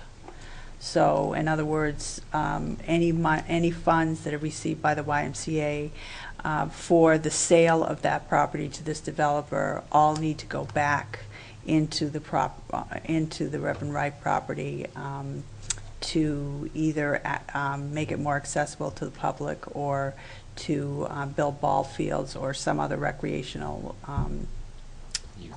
youth-related project. So what's the timeline for execution of their approval? Is it 2 years? Tom? Yeah, it's usually 1 to 2 years. Yeah. They can ask for extensions, obviously, but Did they ever come back? we have never heard anything more back from them. I think they've been back before the planning board for Right, an yeah, extension. right. But I don't, Right, I think they got granted, right? yeah. yeah. But there's specifics on the plan that said conditions that they need to get approval Right. from the Attorney General's Office of Charitable Trusts to move forward, and that doesn't seem to be forthcoming. No, they're waiting for her to retire. Yeah. I called her and she said, "What? I can't believe that that's gone through the planning board already." So another topic, so there's no new developments on that. Parking on Amherst Road, we talked about that in order to accommodate parking for sporting events in the nearby fields, and we will work on that over the next 6 months. The topic was also brought up about exploring the Wright Avenue property, which is the New Hampshire plating site property, to make it useful in some way, and possibly to generate revenues via solar energy. While I was out on leave, Paul met with the EPA in October to discuss the property, and he informed Paul that there were people interested in buying the property, and Paul mentioned that it might be a good idea for a solar farm, and they seem to be excited about that. But as we know, their excitement takes many years to come to fruition. So we haven't heard anything more since October after their excitement waned. So They were supposed to, Solar They'll- manufacturing outfit that was going to buy it. they were gonna get their lawyers to talk to our lawyers to continue the conversation, and They're very busy. they're Yeah. very, very busy working on tennis courts and such. So, the next topic was discussion about whether or not the town was adequately staffed. The larger discussion surrounded an analysis of how or if Merrimack is growing and what the town may need to do in order to accommodate the growth. There was also discussion about making sure that as positions became available, that we were looking at the operation as a whole and making sure that the staff that we hire have the particular skill sets that address Merrimack's needs at this moment. Like the fire department, for instance, we would prefer to hire paramedics and that kind of thing. So I will, as I do every year at the budget time, make recommendations to you I feel that we need staffing. The departments also have been instructed that if they believe that they need staffing and that I don't put it in my budget, that they can make a plea to you as well, which will become, there is some that are coming before you that I have not put in the budget. And every time that a position becomes vacant, as I was talking about with the mechanic in the Public Works Department, we evaluate the position in terms of the necessity of that position and whether or not we're just replacing positions and not really thinking about the operations and how they've evolved over time. So each time somebody retires, they need to come to me because I have to sign off on it, and they have to justify why that position is needed and what they'll be doing. And that's about it. Does anybody have any questions? Other questions from the council?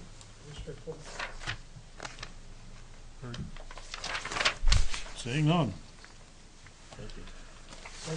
Thank you. Discuss this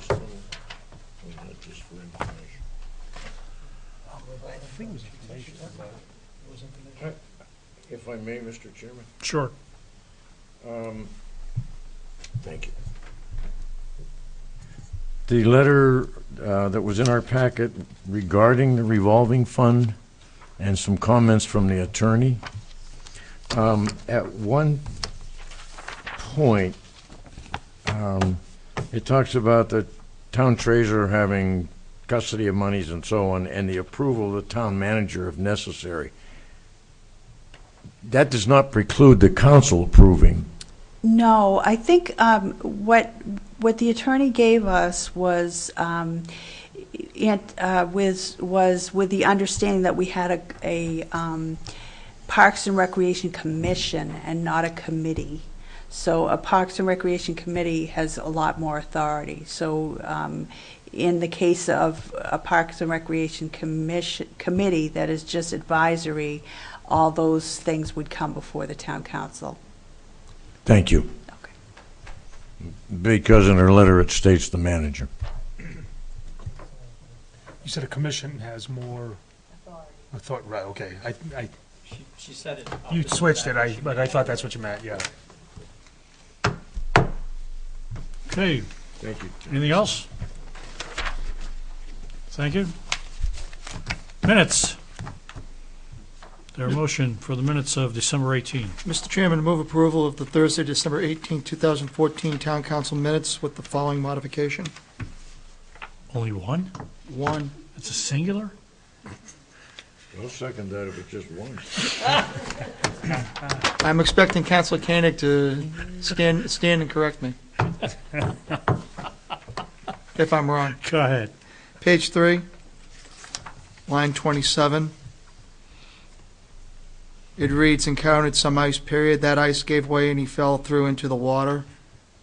Should there not be a comma after ice and have it read, the ice gave way and he fell through into the water? It's called the benefits of a classical Jesuit education. I'm not sure we can approve that. It came from another body. The motion was made with the amendment, people. Unless people disagree. Are there any other changes, amendments, or, listen, this is minor compared to some of the ones we had on the school board, right? Jesus. Tom? I'm just curious, on page 2, the section under 2, recognition of employees for their years of service, the finance, town clerk, tax collector, and treasury, Brenda Dulong and Diane Trippett, the discussion here talks a lot about Miss Dulong. Is that all about Mrs. Dulong, or was it Diane Trippett? Have you reviewed that? I thought it was Diane Trippett you were talking about in there, and yet it all says Mrs. Dulong. Yeah, that must be incorrect because she was not here, and in retrospect, Diane came to me and said she wished she had said something more about Frau Brenda, which she did not. Right. So you're correct. So Yes. all of this between lines 34 to line 2 or 3 of the next page should really be referring to Right. Diane Trippett. Yes. Yes. Yeah, where it says the one. Thank you. Anything else? Hearing none, all in favor of the minutes of the 18th to be adopted as amended? Aye. Aye. Aye. Any opposed? Motion carries unanimously. Comments from the press? Not much of that lately. Comments from the public?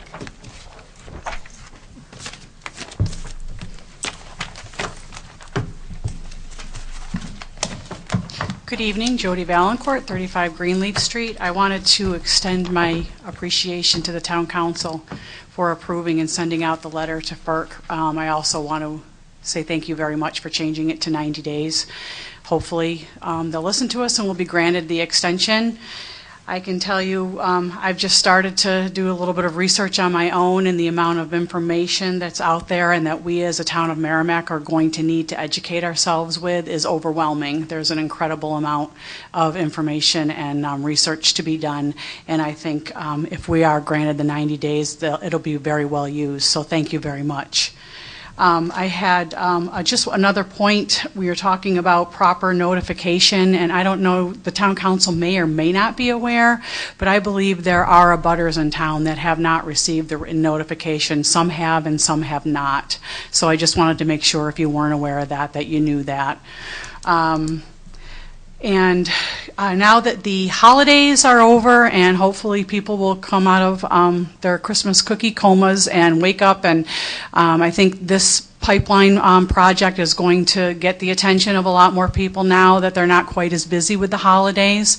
So I don't expect you guys to answer me now, and I know that this is an incredibly busy time for you with budgets. I personally totally get that.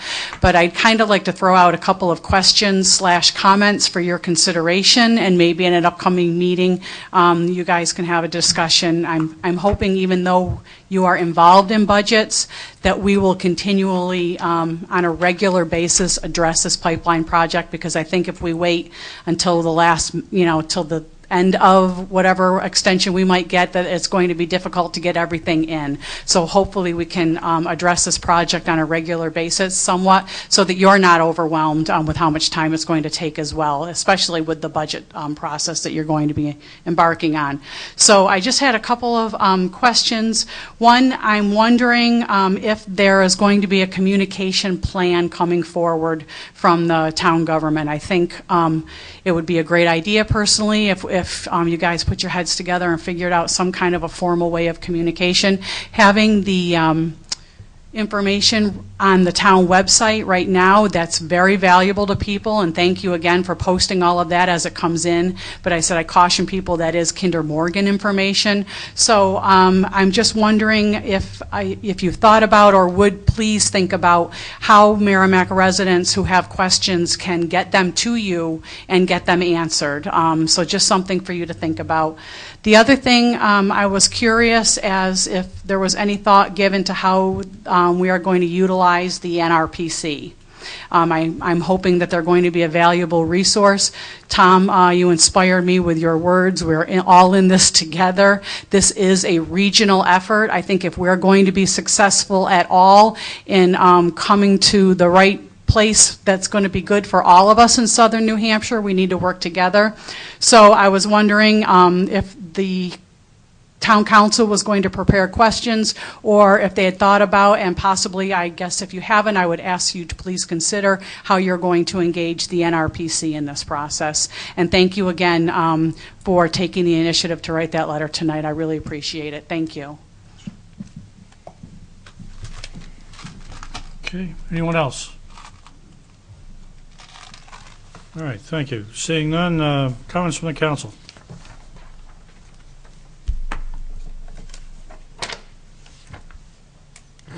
Don't look at me. Silence? Is there a motion? Let's go home. Huh? Motion to adjourn. Second. Motion by Tom Koenig, seconded by Lon Woods. All in favor? Aye. Any opposed? Any abstentions? Thank you.